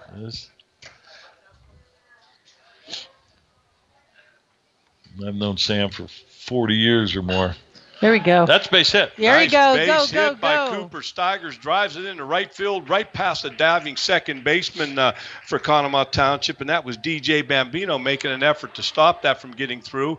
But Steigers gets a base hit, and looks like we're going to have a base runner for Steigers. It's number 6, I believe Angelo that's Gallucci. Gallucci. And, there's a guy that you got to give him a lot of credit. No matter what sport Athlete. he plays, he understands his role. He understands the expectation. I think he relishes the role that he's the first guy off the bench to run some bases, and he takes it very seriously. He's a good athlete. That's the kind of kid you want to hire. Yeah. It'll work for you. I'm curious to see what Coach File's going to do here. He might just bunt this number 9 hitter, get top of the order up. We shall see, or else he'll steal him. No, didn't show signs of wanting to bunt there. Angelo's pretty fast. Ange's fast, so he's going to get the most out of him, I think. Top of the fourth, 4-0 Crushers. 1 ball, no strikes to the batter. Brady grounded out to the second baseman last time up. Oh, that was good. Fouls it off. You're not going to get a nicer pitch in that one. When I say that, when we ground out second baseman, if our runner steals, depending who has the bag, that would leave that side of the infield open for a nice little bleeder up there. Hit them where they're not. Gallucci stretching that leadoff out there a little bit. He might go here. There he goes. And Jarvis fouls it off right down the right field line. Well, he was going in the right direction for you. Wouldn't that have been sweet if that had been inside that yellow pole down there? Sure would have. All right, Brady, you're in the hole now. 1 and 2 against a good pitcher. Don't leave him in. Make contact. He's going to steal again here. Well, he'll check him. 1 ball, 2 strikes to Jarvis. 1 out. Low. Good eye by good eye. He watches balls and strikes sometimes a little bit too much. 2 balls, 2 strikes, 1 out. Runner on first. 4-0 Crushers. Top of 4. There's a good chance. Well, it is possible chance. We got the base runner There going. he is. He's going to go third here. Get up. Oh, no, he doesn't. Ball come back to him. Great base Ball running come by back. Gallucci. He gets down safe at second base. I thought that ball hit Jarvis. I thought it hit him in the foot. Yeah, I thought it hit him in the foot too. And now he's looking to Coach Fowl for a little moral support, I think. He should be limping. Yeah, a He lot. should have thrown himself on the ground. And start grabbing his ankle and whatnot. Oh, and then, boy, oh, boy, oh, boy. Then get up and run up to first base. 3-2. He worked the count here again. Come on, Braden. Hits Oh, it right that's- back to the pitcher. Pitcher goes to first to get the second Oh, out. that's- I thought Weaver had a shot to go to third base. Yeah. Right Yeah. up the middle. If he gets that hop over top that pitcher, he might just get that base hit on that. I'm surprised he didn't go to the third baseman because he looked at it like he was going to throw that way and then changed his mind. Now Weaver pitching from the stretch, trying to hold Gallucci at third. Batting, we're at the top of the batting order. Brock Bepler, our center fielder, number 4, is batting. He's the number 1 batter in the order. We got 2 outs here. Come on, Brock. Pick us up.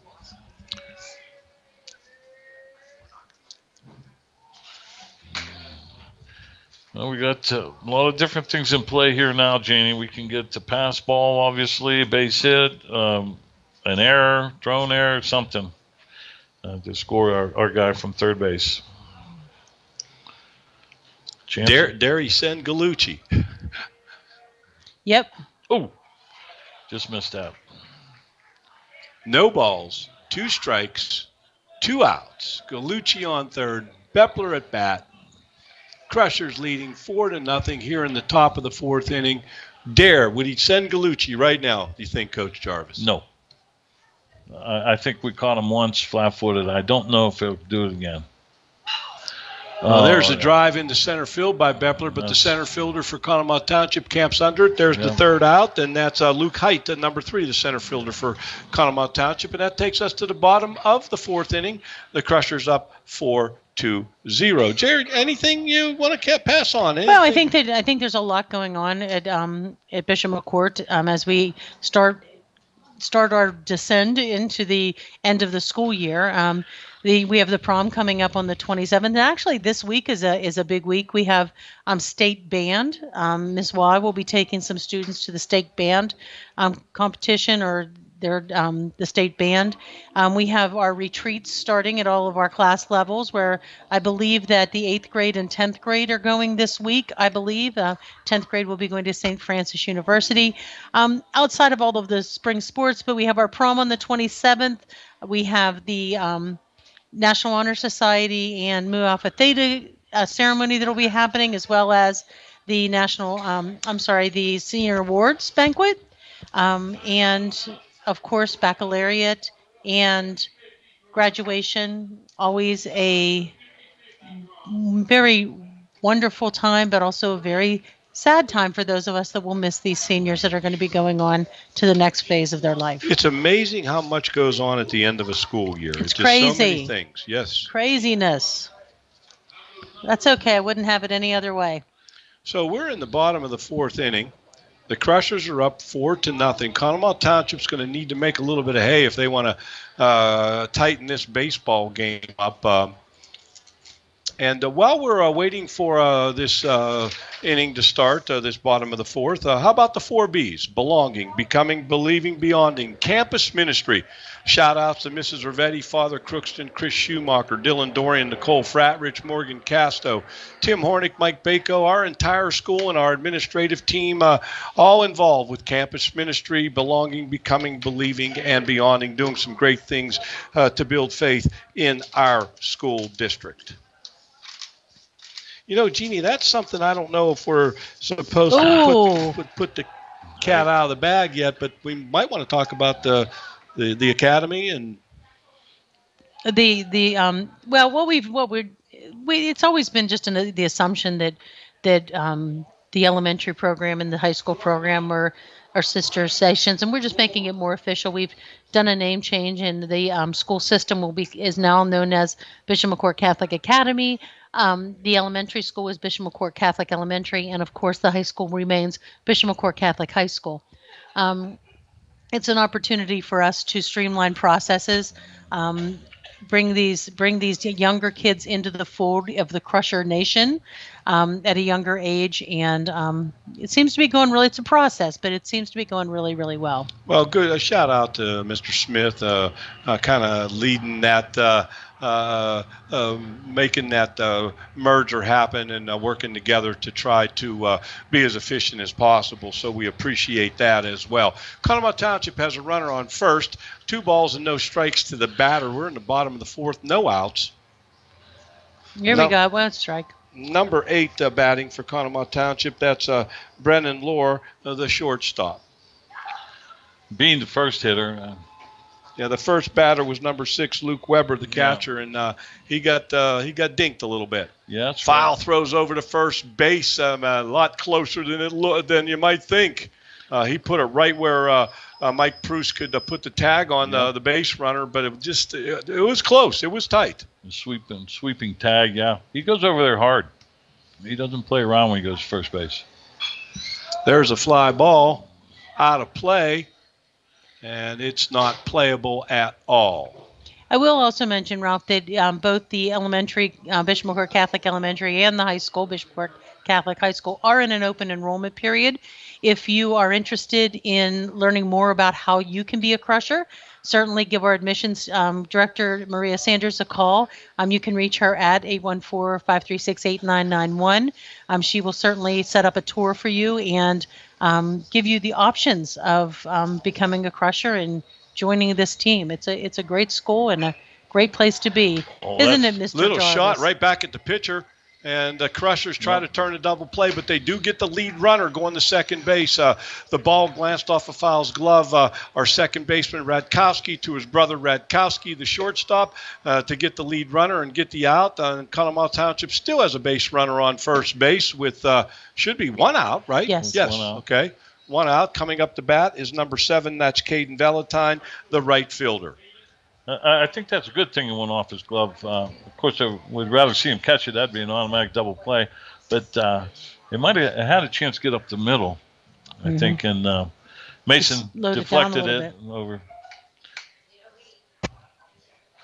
to Eric there. That's 1 good. ball, no strikes, 1 out. Conemaugh Township trying to make some noise here in the bottom of the 4th inning. The Crushers are up 4-0, and Township trying to battle and get back into this thing. We'll take that. It's an out. We'll take that out. Right now we're counting outs, Ralph. It's bottom of the 4th. We need 2 more outs. We need 12 outs. We need 10 outs here. Just count I think outs. you might want to make that 11 outs. Well, there's 1 out. Correct. Okay. Yes. 11 outs. Well, my math never was the best. Mine either, Rod. Man either. Thank God I got a C+ in math, or you guys would be in trouble here. Absolutely right. That's good. I can write a paper like it's nobody's business. Oh, boy. I was good in detention. I'll tell you what, the weather is staying nice to this point, though, Jeannie. It feels really, really nice out here. Nice night. We got the door open here in the press box. It's a beautiful night. I hope that rain just holds off and never comes. I don't I'd know. like to know where that pitch was. I'm just saying, these pitches look like they're good to me. But again, I'm not down there, so I'm not going to criticize. But No. Well, from up here, they're looking pretty good. There's nothing wrong with saying it looks good from here. No, And that one didn't. Yeah. Oh, he walked him first and second. Well, we can still roll a pair, and we can, get outs at any base. So let's. Yep. And we struck this hitter out last time up. Number 28, Noah Getson, the designated hitter. He's batting for the left fielder, number 25, Heath Moser. And the Indians have runners on first and second with 1 out. Crushers up 4-0 here in the bottom of the 4th inning. Conemaugh Township making a little bit of noise here. Wow, there's the pitch that he needed. You got to go after this hitter here, Ralph. You absolutely have to go after this hitter. I'd like to see a nice double play ball too. That would be sweet. I saw little leaguers today, 12 and under, roll double play in the infield. That's pretty cool. There's a drive to center field. Bepler's up underneath it. Bepler's got it for the second out. He gets it into the shortstop, Radkowski, and the runners for Conemaugh Township are still on first and second with 2 outs. And up to bat is number 10. This is the 10, top of their order. Top of their order, DJ Bambino, the good. second baseman. Not many changes in this game. Position changes, player changes. We saw Gallucci come off the bench and run, but other than that, we haven't seen too many adjustments offensively or defensively for either one of these coaches. Infield. That's the one he's been getting all night, and he's putting it there when he needs to. A little sweeping curver. Our infield's back. They don't want the ball to get through the infield. They got to knock it down. Don't let it get into the outfield. There you go. Take that. Little dribbler to foul. Foul picks it up, throws to first. Yes. Proust gets it 3 outs, and the Crushers get out of the inning. The Indians get no runs. And now we're going to the top of the 5th inning, and that is the 5th inning stretch here at Sargent Stadium at the Point. And we're going to bring in our guest play-by-play guy, Ian Lipinski, our stream producer. He's going to have a little information for you about the 7th inning stretch, which is at our ballpark, the 5th inning stretch. And here you go, Ian Lipinski. Hi, Ian. Hi. How are you guys doing today? Good. Glad to have you back. It's always better when we're up 4-0, right? Well, this is the part where Ralph takes off and goes over where they say last night. No, he gets the break. Coney Island, and he'll be back in an hour and a half. And he better bring us some food back. Yeah, he'll want to know what the score is. He's making his trip. But little info on the 5th inning stretch. Turns out, I heard you talking earlier. We are not the first ones to do that. As a matter of fact, it's very common in softball where the games only are 7 innings. So I saw Louisiana State does it for their softball games. Clemson does it for their softball games, and I'm sure plenty of other schools as well. So, well, there sadly, you go. We're not going to tell Ralph that, though, are we? No. This will be our little secret. He's out of the booth right now. He doesn't need to know. So since we're in the 5th inning stretch, do we need to stand up and sing "Take Me Out to the Ball Game"? Yeah, take me out. Yeah. I thought I would save that for the next time. Once I start running out of fun facts, maybe I bless us all with my singing voice. All right. Right. I think the fans would like that. Yeah, I don't know if it would boost viewership or maybe lose a couple, but well, as long as you're bringing Cracker Jacks, we're in. Yes. And don't forget the peanuts. Peanuts and Cracker Jacks. Do they still have the little prize in the Cracker Jacks? I think they do, but I think they're to a point where you have to be careful what you put in them anymore, so nobody swallows it or chokes on it. Oh, yeah, because they used to have really good little toys in there. We used to buy them just to get the toys. Now I think they're like pieces of paper. Yes, a little tattoo or something. Yeah. Like that. Yeah, or a little card. No. This says you won.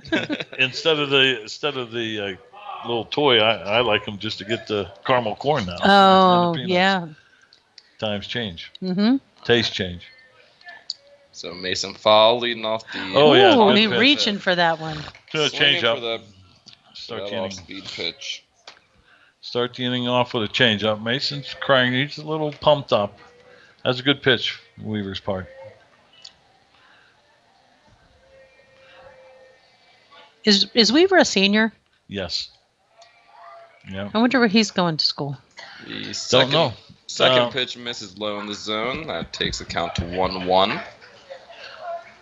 Coach Fowl said this is the third time they matched up, or fourth time? Mm-hmm. Third time. In this tournament. Yeah. He's showing nothing but off speed now. And Mason doing a good job adjusting speeds there and still catching a piece of the pitch to stay alive in this at-bat. Fouled off. Count is 1-2. Till you get one you like.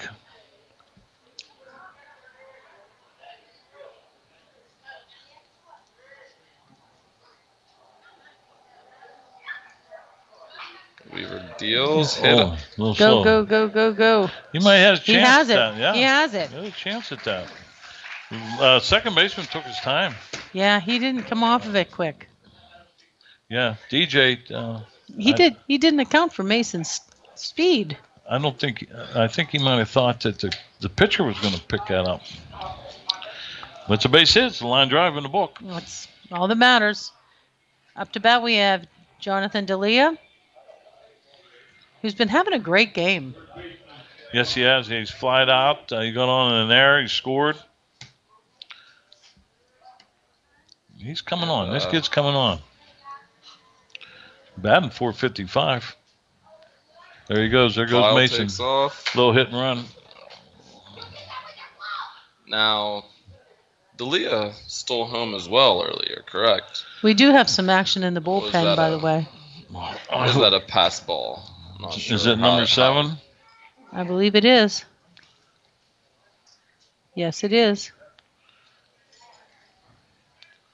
No, Mason hasn't shown any sign why he needs to come out, but No, it's better to have somebody ready just in case. absolutely, yeah.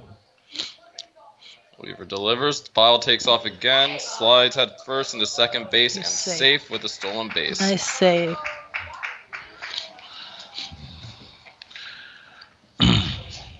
That'll be File's third stolen base of the game. Yeah, he's been on every time He's up. been consistent, yeah. And for the second straight game, the Crushers have done a great job on the base paths, which can really make a difference in a low-scoring game like today's. Get a couple hits mixed in there with base running annex, and you come out on top. Mm-hmm. Come on, Jonathan, right in the crease. Outside, he's mixing his speeds. Second or third time through the order here, you almost have to pitch a little bit different, to the hitters, because they saw you 2 times through, and now you got to kind of like throw backwards to them. Instead of throwing the heat, he's mixing them up, throwing the slow stuff. That might be trouble. That's a long throw. He's safe. And we the called throw it. barely Oh. beats D'Elia to first. I That's a great job by I the thought he called it shortstop here. before the runner got there. Oh well. I'm going to replay. Throw the red flag out there, Coach. Challenge it. Well, good news is he got Mason onto third. Yes. So is Mason might. that 2 outs? Yeah, that should be 2 outs, right? Yeah.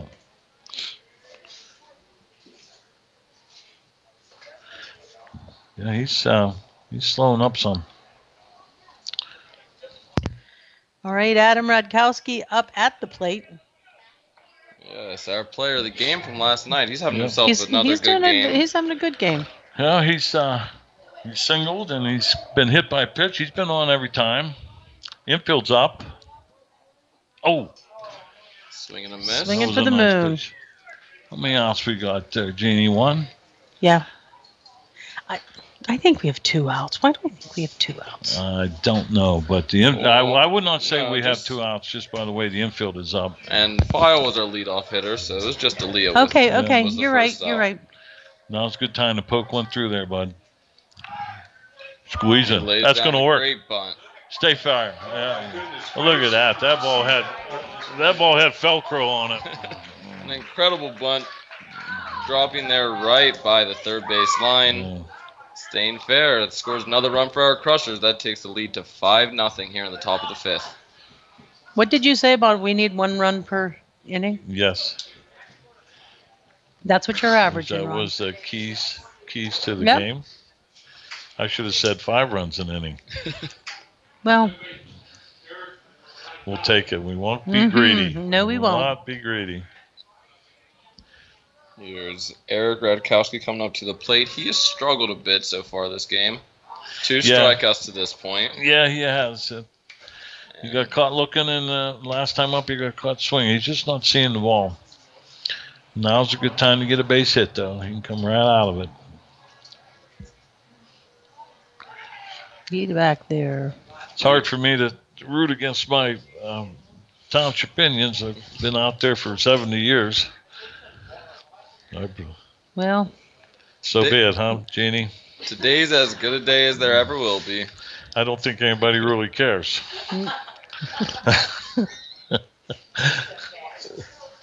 Well, if it's any consolation, I can be bought. that's right. That's right. We're glad to have you over here. Piece of pizza and a Pepsi, and I'm fine. Weaver delivers. The ball is high. That takes our count to 1 ball, 1 strike. Here for Eric Redkowski, the second baseman. Come on, Eric. Connect. 1-1 count. And we settled on 1 out? Yes. Yes.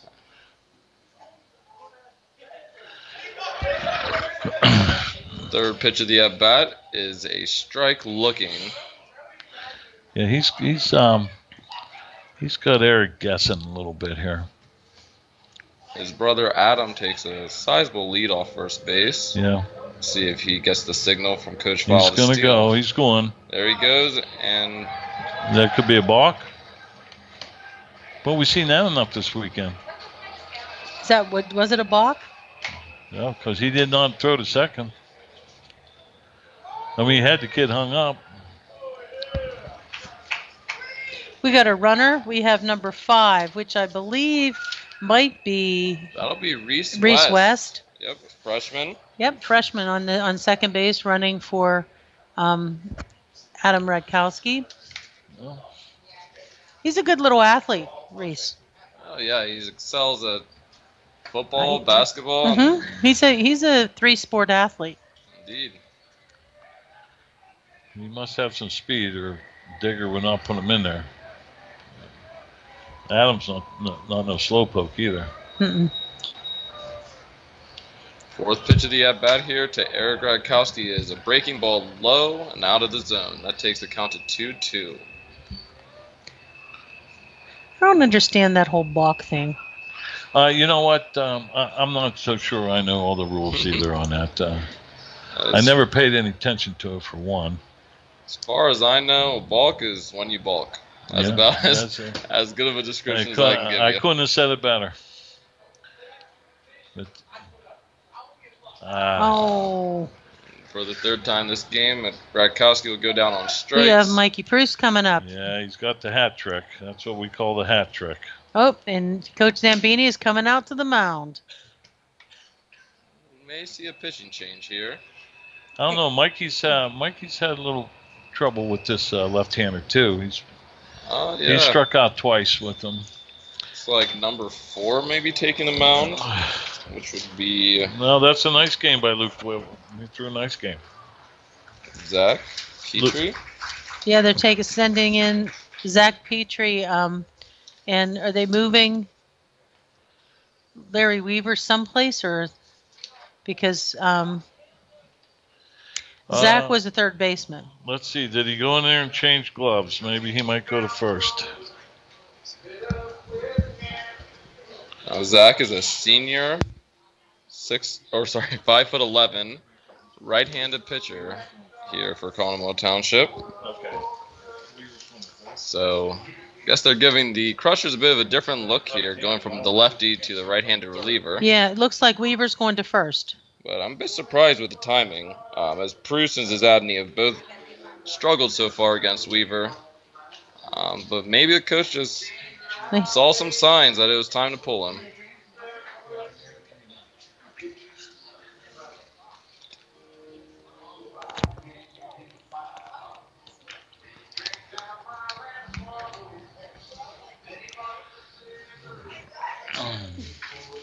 Little Kenny Rogers for the warm-up. Where were we at in pitch count there, Gene? Hold on, let me see. I'm just curious to know why Coach Zamini pulled him. He might be up there. Yeah. Oh yeah, he was at 97. Oh yeah. Yep. So. Yeah. With the pitch count limit being 100, it was. Yeah. So he really didn't have much of a choice. Yeah, I don't think that's a bad rule. I think he would have never gotten through the next batter. Yeah, the safety of the kids is always first. Always first. You know what? The Crushers have done a really good job of really maximizing that pitch count. Wonder what Mason's up to. Well, I don't know if it'll tell me that. So I have Mason at 66 pitches. Well, he's in good shape yet. Yeah, he's been very efficient getting through batters tonight.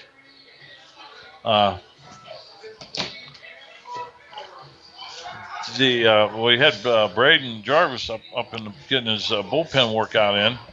He's so, still up there. Well, I can't see him changing the mound. I don't see him changing either, but you know what?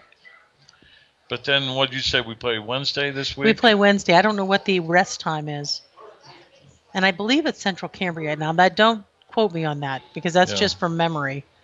But I believe that's correct. I was looking at the schedule look earlier at today. the pink sky. Oh, it's a beautiful sunset here. Oh, thanks. Now, Sunshine Jill didn't predict that. The pink sky, Jill. She said thunderstorms, not a beautiful sunset. First pitch to Bruce from what's Petrie the saying? Is high. Red at night, sailor's delight. Red in the morning, sailor's warning. That's it. I'm not so sure that's so true, though. Are you doubting the old wives' tales? No, I am not. Petrie delivers. That one is in there for a strike, taking the count to 1-1 here for Mike Bruce. Come on, Mikey. Larry Weaver went to first base. DJ, the second baseman, went to third. And Colin Dinyar, the first baseman, went to second. They're moving everybody around. I have a hard time remembering who's on the field, much less. Zach Petrie went from third, and now he's on mound. Colin Dinyar's a nice young player coming up. Basketball player. Okay. And baseball. His dad's a baseball guy. Oh. Bruce fouls off that pitch. It's the third pitch of the at-bat, taking a count 1 ball and 2 strikes. I think he's a sophomore, I want to say, or maybe possibly a freshman. But he's nice. Good athlete? Yeah, nice young athlete coming up through. This is a good time for Mikey to make contact here. Got 2 outs, counts 1 and 2. Come on, Mike. Good look. Ball's high and outside. Yep. Taking the count to 2 balls, 2 strikes here Good for pitch. Mike Bruce. Yeah, when you're ahead on the hitter like that. Nice eye, Mike. Nice eye. Throw one near the zone, but not in it. Right. You want to make them fish. If they're going to hit the ball, then you want them to hit your pitch, especially when you're ahead. Oh. A big swing and a miss here for Mike Bruce. Now Mikey gets the hat trick now. Oh boy. Well, Mason's heading out to the mound, so Well, I'm glad no to see switch that. there. I'd yet. be a nervous wreck when my grandson gets out there. I don't know. He pitched a good game last time. Yeah, but he's not a reliever, in my opinion. That's Grandpa's opinion. Coach Val would think a little bit differently. He has more confidence in him than I do, I guess. Oh, come on. Yeah. I like to see him start the game. Well, relieving's tough. It is tough. You don't. The weight of it's a mind game, that mental game. Absolutely. If you're coming in to relieve when the other team has the lead, they have nothing to lose. They're in there whacking away at it, and you're the one that's got to be spot on. Well, it's like even in MLB, I always feel bad for the closers. Yes. They go out, it's like a last inning, they're down by 4 or 5 runs, or they're like right there. And they sit out there in the bullpen and eat peanuts and for 8 innings, and then they got to go out there. Then they got to go out and do it. And sometimes it doesn't work out. And it's a tough title too, Jeannie. Closer. Mm-hmm. Huh. Sometimes they go I'm out see there. How many? Can of gas throw on the fire. There goes Coach Thomas. I don't even want to venture a guess how many years he's been going up and down that first base spot. We went to college together, so he's young. Yes. He's young. He's probably only been doing this 5 or 6 years. If there's any consolation to you when you say that, you look a heck of a lot younger than Coach. Aw, thanks, Ron. Now you're my favorite. Well, Ralph who? I'm not going to say that. Uh-oh. See? He must have heard you. He's coming back to the booth. He's back. A bit of rage. Good pitch, Mason. Nothing, Ralph. Nothing, Ralph. Don't you worry. I don't think Mason's only hair got 66 pitches. Oh, he's in good shape. He's in good shape. Absolutely. He should be able to finish Where out. are we at? Bottom of 5? Yeah. 1, 2, 3, 4, 5. Yes. He should be able to finish out the game. Or come close to I it. hope so. Well, Foul did a good job here getting ahead with that first pitch strike. Second pitch is a foul ball, so Two quick strikes. 0-2 count here for Mason File tonight. And he's done a great job getting ahead in the count and then using that to put the hitters just in uncomfortable situations. Little out. Good pitch, O. Little out.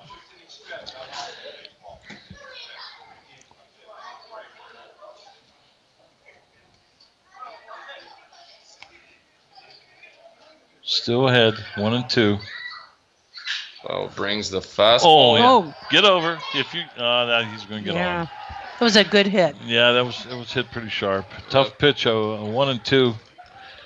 You don't like to see it get hit that hard, but I know. sometimes you got to That's give the the game hitter. of baseball. You got to give the hitter credit. I mean, And Mike Proust did a good job. knocking it down. Wasn't able to field it cleanly, but he prevented it from getting it to the outfield and stopped that runner from getting extra bases here. Well, now we need throw a double play ball here for us. We're in a number 3 hitter. Well, Weaver's taking a big lead off of first. No, that was a nice swing. Mm-hmm. Brock Bepler corrals it, throws it into Adam Radkowski. This is what I'm saying. You cannot count this Indian team out. I'm watching Digger. All right, Mason, you're still on top. You're still in control. You got a 5-run lead here. Coming out to the plate is Colin Dinyar. This kid had a base hit last time up the middle. He started the game at first base, but he's moved around a bit with that recent pitching change. Where's that at? That's a home run in an elevator shaft there. I had no idea where it was. Third He baseman slipped. could have helped him. That's what Digger's going to tell him. Third baseman, you could come in there and make that play. He slipped. Did you see? He slipped on the plate, Yeah, and then he got up and was disoriented. He didn't know where it was. Yeah.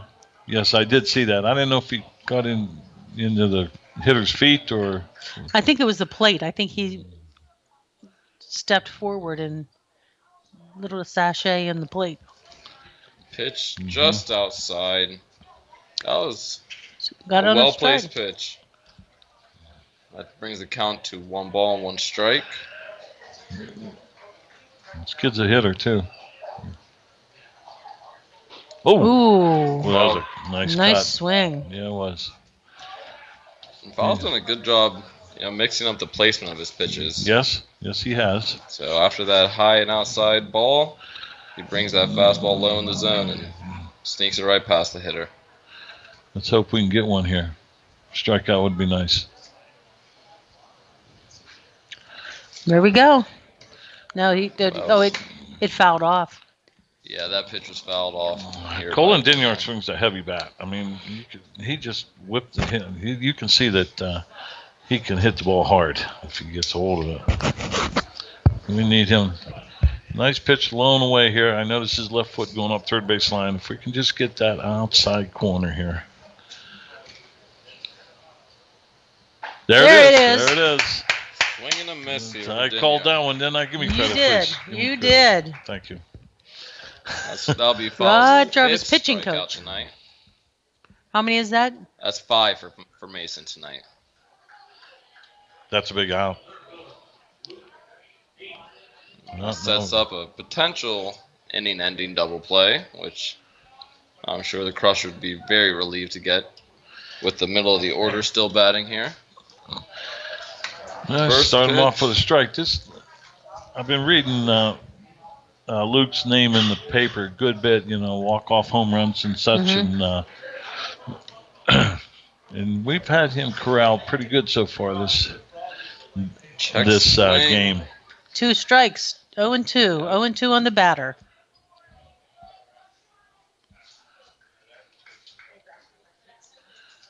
Big pitch here. Well, 0-2, he's not going to see a strike, that's for sure.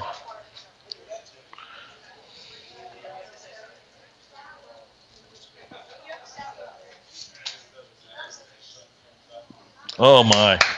Those are 2 quality pitches. Yep. And Fowle's done a great job after getting into a Oh. little bit of trouble here. Absolutely. Boy, you hit the Yeah. nail right in the head right Strikes out the next two batters, and Luke Weber, there. That's what I like about number Mason. 6. He is the catcher. Do we know how's he been doing? Do we know? No, I have not been keeping track of their team, their side. That's all right. well, Luke Weber. He got beaten last time. That I do. Oh, remember. that's right. That's right. He got hit. Yep, and in his other plate appearance, Let's he knock the ball did down not get on infield. base. Yes, you're right. Check swing here. Did the ump call it a strike? Did he go? No, he didn't. Nope. Those are always tough plays to judge. Yes.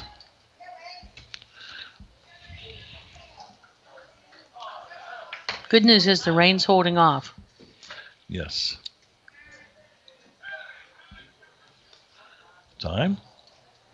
What's the time, Jeannie? 8:06. 8:06. Oh, no. no. Don't tell me we saw lightning. Oh, boy. Ralph's going to have a holy Lightning? Oh, heck. We saw lightning. And we see lightning. That's what? Is that an automatic half fire? What is that? I believe so. But you know what? I have to tell you, I always get an alert on my phone that says lightning within 12 miles, and I got nothing. Well, those umpires have good eyes. It was probably 14 miles away that they saw that lightning. I'm thinking they're seeing sunspots. I'm Well, going to go find out if that's 30 minutes. Yeah, Ralph, go do an exploration on that. Doing some song and dance. okay. We'll see you in another half hour or so. Well, Yeah. So All I'm just glad is I'm not sitting on those metal bleachers out there. somebody saw lightning. I can see umpire Goisevich is in no hurry to get off the field. He probably dislikes this delay any more than anybody else does. Well, let me talk a little bit about our open enrollment at Bishop McCourt Catholic High School. We and the elementary school are now in an open enrollment period. If you're looking for an option, if you would like to explore how you can become a crusher, certainly give us a call, 814-536-8991.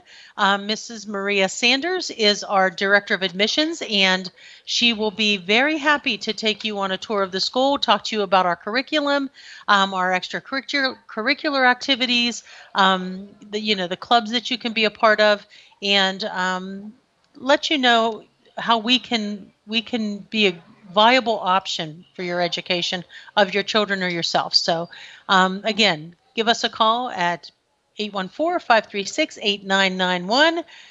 We're always open to speaking with families about enrolling their students in either our elementary or high school. well, we see Ralph. Ralph's down here talking to the umpires. Of course he is. He He- got that in.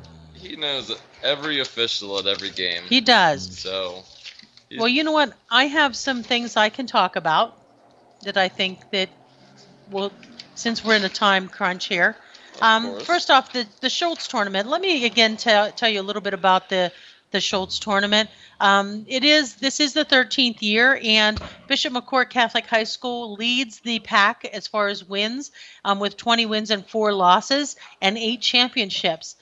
Coming in second would be a tie for second in wins would be Westmont, Hilltop, and Conemaugh Township, both with 8 wins and 14 losses and 1 championship each. We also have Spotswood, New Jersey, with a championship, and Portage with a championship in this tournament. So it's been a pretty well-rounded tournament. It looks to me that Township and McCourt have been, of course, McCourt because we sort of put it all together.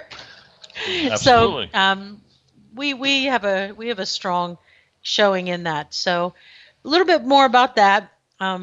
It is named after Mr. Gene Schultz, who was not only the baseball coach for 27 years, he was also a teacher at Bishop McCourt, and he was able to really mentor his players, but also his students, and he's made an incredible difference in the lives of countless numbers of students at Bishop McCourt.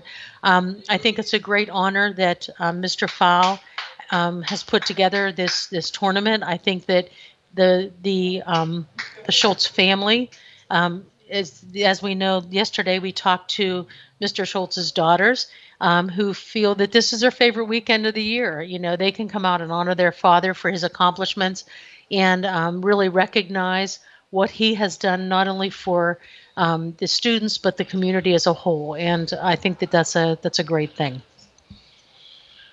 That's a tough act to follow if you've had a fellow, Mr. Schultz, coach 27 years, and yeah, to take up program after he is, done with it is that's tough steps to follow, to follow in. It really is. And you know what? I give Digger Fowl, Mr. Fowl, Coach Fowl, a lot of credit because he has really. You can tell that he's learned his coaching techniques from the best.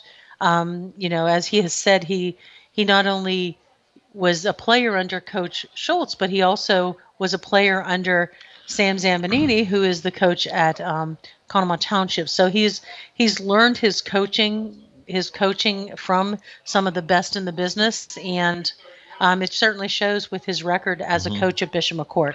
Absolutely, Coach Foul Digger, however you guys want to address him. I'm sure he's been addressed as a lot of things. Yes. I've always had a lot of respect. All complimentary. Yes, I've always had a lot of respect for Absolutely. Coach Digger. To coach the sports and to do the things that he does, it goes from basketball right to baseball. And you guys, and earlier, Jeannie, you had said about the prom coming up and this and that and seniors and blah, blah, blah and so forth. This time of year to coach is tough. It's hard. I remember when I coached at Conemaugh Township, I had the girls softball team for 15 years or so. And Kayla, if you're listening, you were one of my players, and don't ever forget it. We would have problems with the prom, and the girls didn't want to slide because they didn't want to skin their knees up with going to the prom, and they had the fingernails on, and they couldn't throw the ball because of the fingernails were on, and so forth, and. And also the weather. Yeah, and the weather. Coaching spring sports is tough. Absolutely. It's a tough time, and Ralph has been an athletic director for how many years out of Wimber, and that's to be an athletic director this time of year. I don't know what you make, but you earn your money. Yep, for sure. All right, folks. Well, hey, we are going to actually take a break. You won't be hearing from the commentary team for a little bit. We're going to wait out this weather break.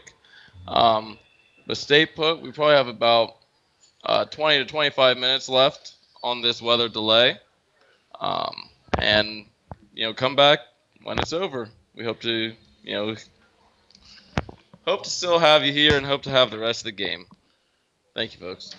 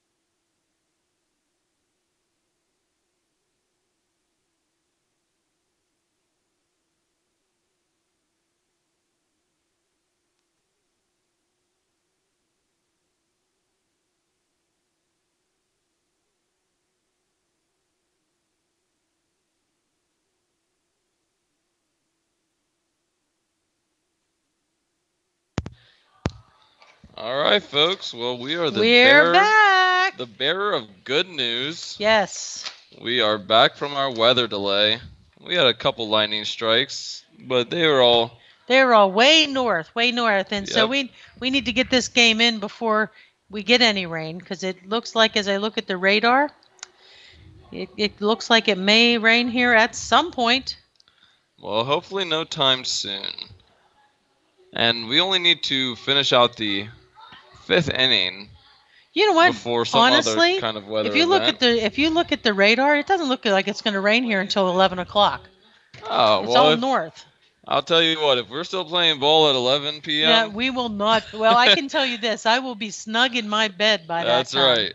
That's right. Someone else will have to finish it Yeah, out. the radar is showing no rain until, at least in Johnstown, until at least 11 o'clock. So we should be okay. We should be okay to finish this game. All right. Oh, And boy, first, he wants to hit that. Now we have bases loaded. Come on, Mason. Luke Weber has been hit a few times, and I just feel for Mason, it's got to be tough coming back from that long rest. Right back into a live at bat. You hopefully take the momentum out of the sales of Conemaugh Township, but not true if you're being the hitter. Well, the Crushers still have 2 outs here in the in the bottom of the 5th. We are the away team today. We got to get this. We need to get this out. strikeout. This is important. Yep. This is a get this out pivotal right here. play.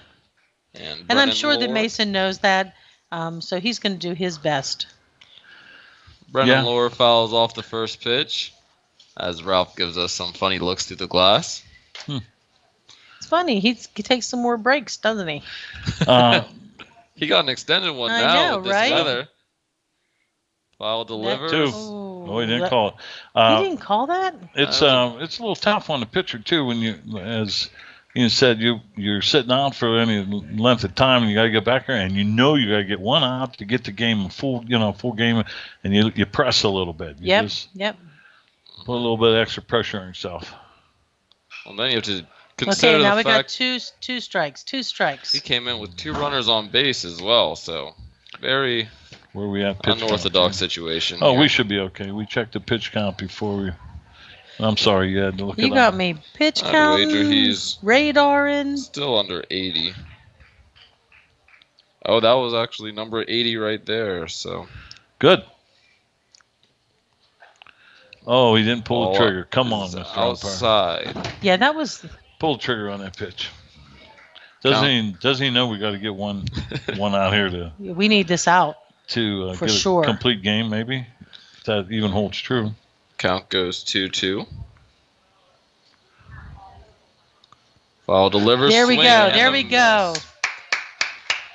That's what we needed. We needed. Clear those bases. What number was that? That takes us to the That end was- of the 5th inning with the score. That was 80 Crushers pitches. 5, Conemaugh Township 0. That was Brendan Lore that struck out. That Mason struck out. So that would leave 8, 9, and 1 for the bottom of the 6th, and then we'd have the meat of the order 2, 3, and 4 if all goes well. For Township, if they go 7 innings. Yeah. So Which, honestly, as I look at the radar, it doesn't look like it's going to rain anytime Okay. soon here. I It trust seems your to be judgment. all running.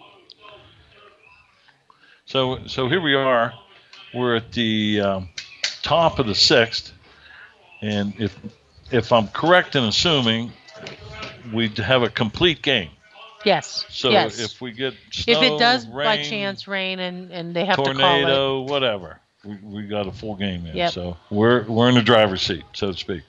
Yep. And This is all good.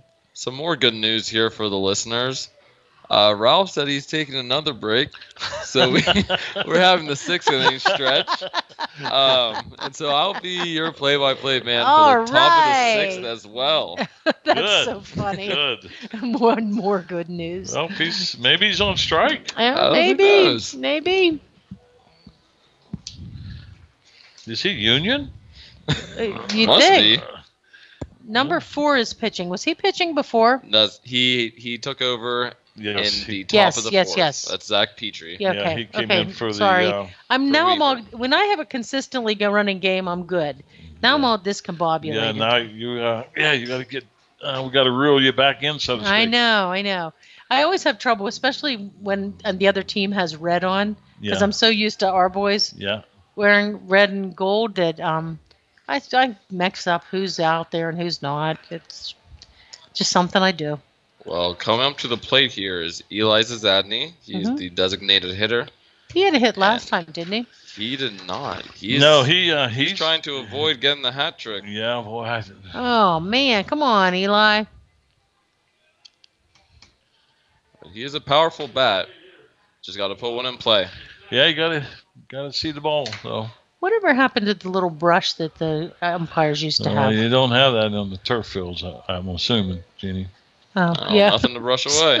But you can pretty much. I'm going to tell you why I say can that. Use your imagination. I'm going to tell you why I say that because I watched the catcher use his mitt. Yes. Yeah. And I thought, well, there must be something on there. Yeah. turf. Is that the little rubber The things? turf, yeah. Gosh. So Petrie delivers here. Ball is outside past the 2-0. catcher back to the backstop. Taking the count to 1 ball, 1 strike.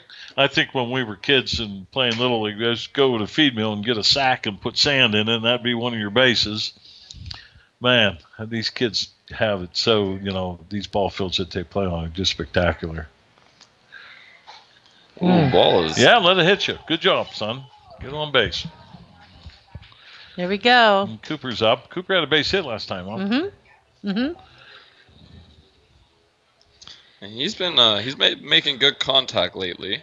The good news is this brings us to the top of the order, regardless, unless there's Yeah. a double play. But Well, we got Braden down there yet. He's itching to get a plate. he's itching to get a good hit.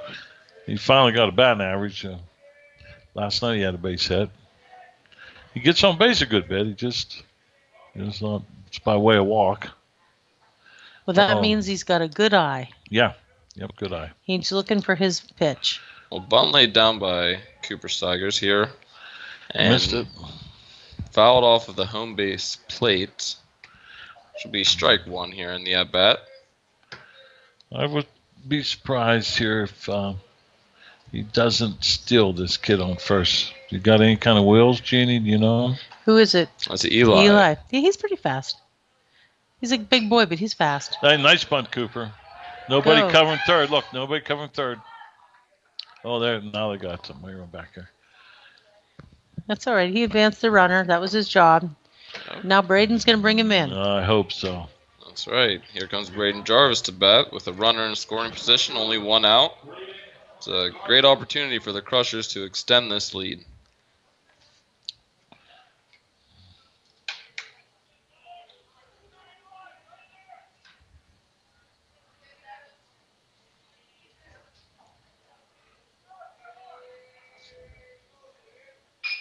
Ooh. Oh, He it's- lifts a high I don't fly know. ball to right field. Ugh. Zadney tags, but will not advance to Nope. third base Yeah. here. Brady. Everything's to that side of the diamond. Well, he plays there. He likes to hit there. Yeah, I guess. He's keeping it consistent. He's familiar with that neck of the woods. That brings Brock Bepler, the center fielder, up to the plate. Brock struck out. He walked last time up. Yep. And now, Brock, you have a shot here to get an RBI.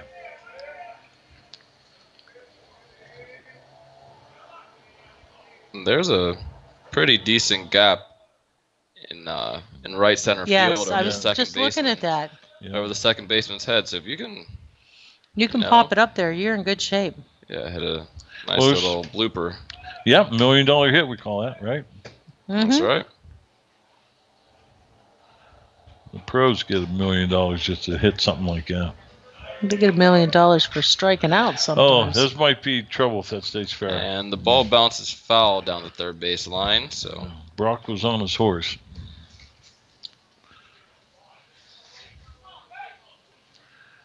Come on, Bep. He's Need to got a one-on-one count. yep, 1 ball, 1 strike here to Brock Bepler.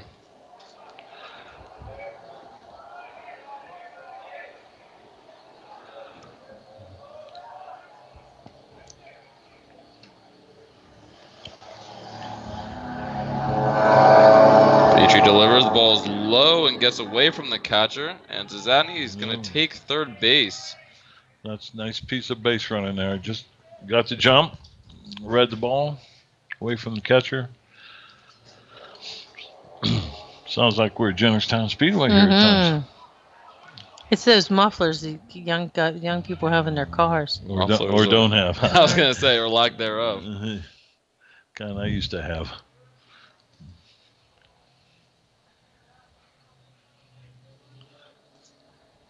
That's it. Good idea. Call time. Get out of there. Don't let that pitcher think you out of the batter's box. Now you're in there. You got a fresh outlook on it. Oh my! Ooh, That stays fair. hard hit We're all right. That's out. Oh, foul ball! Daggone it! It looked like it was going to stay in. Yeah, I kept looking The for very that last yellow. minute, it Tailed. pulled off. Well, if he would have hit that place that right, it would have been sweet. That was a good rip. I kept looking for it to hit just a little bit on that yellow pole, right above the 290. Yeah, the Crushers they only have 5 hits tonight, but they've done a great job putting the bat on the ball. Timely hitting. Right there it is. Timely hitting. As Brock sends a single Gets a runner right in. over the second base bag. Good. Scoring to Zadny, so that takes the lead to 6-0 Crushers. And we're still on pace for our 1 run per inning.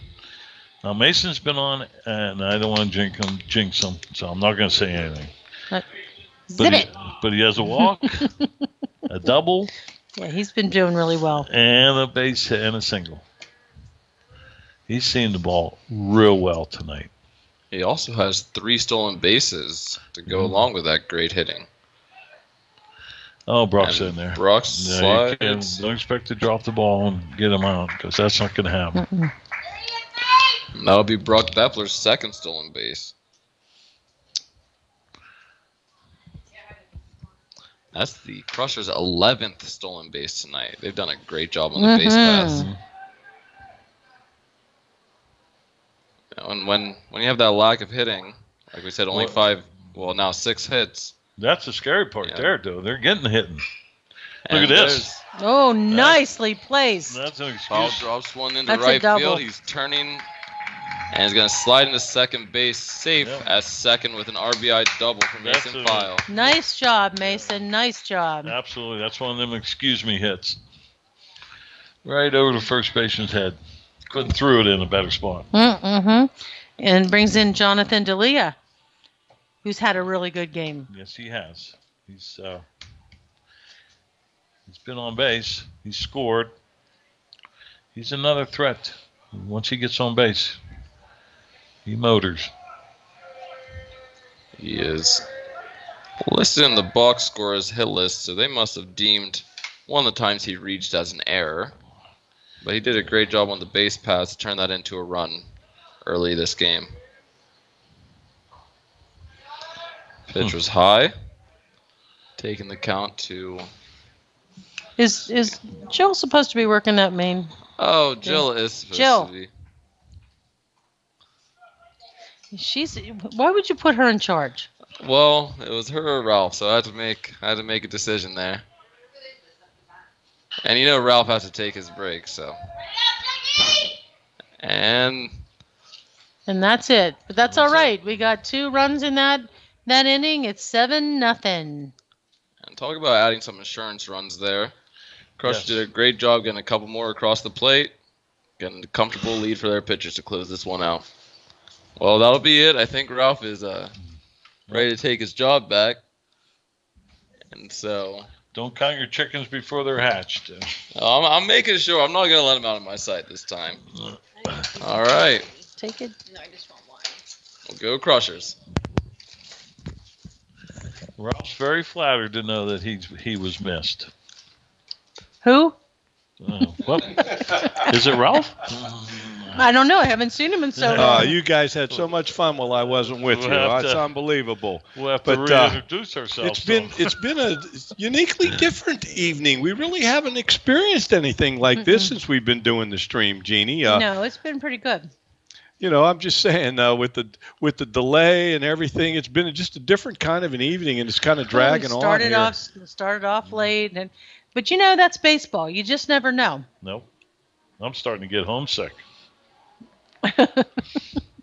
Well, we are in the bottom of the sixth inning. The Crushers are up 7-0. With Conemaugh Township winning the toss and getting the last at bats, this is going to have to go to at least the bottom of the seventh inning, any way that you look at it. Foul still on the mound for the Crushers, pitching a shutout right here, and the Crushers playing some pretty good defense behind them, and they want to get out of here with a win, and we want to get out of here before there's any more lightning or any rain or anything like that, because we need to get our beauty rest. Well, the good news is, should that happen, which we don't want it to, we do have a complete game in. Yes, that's a good point, a very good point, actually. Every once in a while I make one, Ralph. Well, more than you know. Had he been here, he would have known. He would have known. Yeah. All right, what do you guys, what's going on? We're just busting you a little bit. I know, I'm cool, I'm good. Oh, boy. Well, Mason. What do you think he's up to his pitch count? You guys have a pitch count on now, Mason. Uh-huh. Give me a second. Mr. Lipinski he had it. I don't know if he got it off a Game Changer or where he had it, but he had it. Every time I go on there, Jeannie, it's behind. Yeah. Oh, please catch that. Oh. Number 7 for Conemaugh Township. That's Caden Valentine, and he strokes a single into center field. And there are no outs here in the bottom of the sixth. Conemaugh Township is losing 7-0. Batting number 28 is Noah Getson. He's the designated hitter, and I believe that Mason actually struck him out the last 2 times he was up. Yeah, Mason's done pretty well with this batter. The DH, he flied out to center last time up. Strike 1. Double play would be great right now, huh? Yes.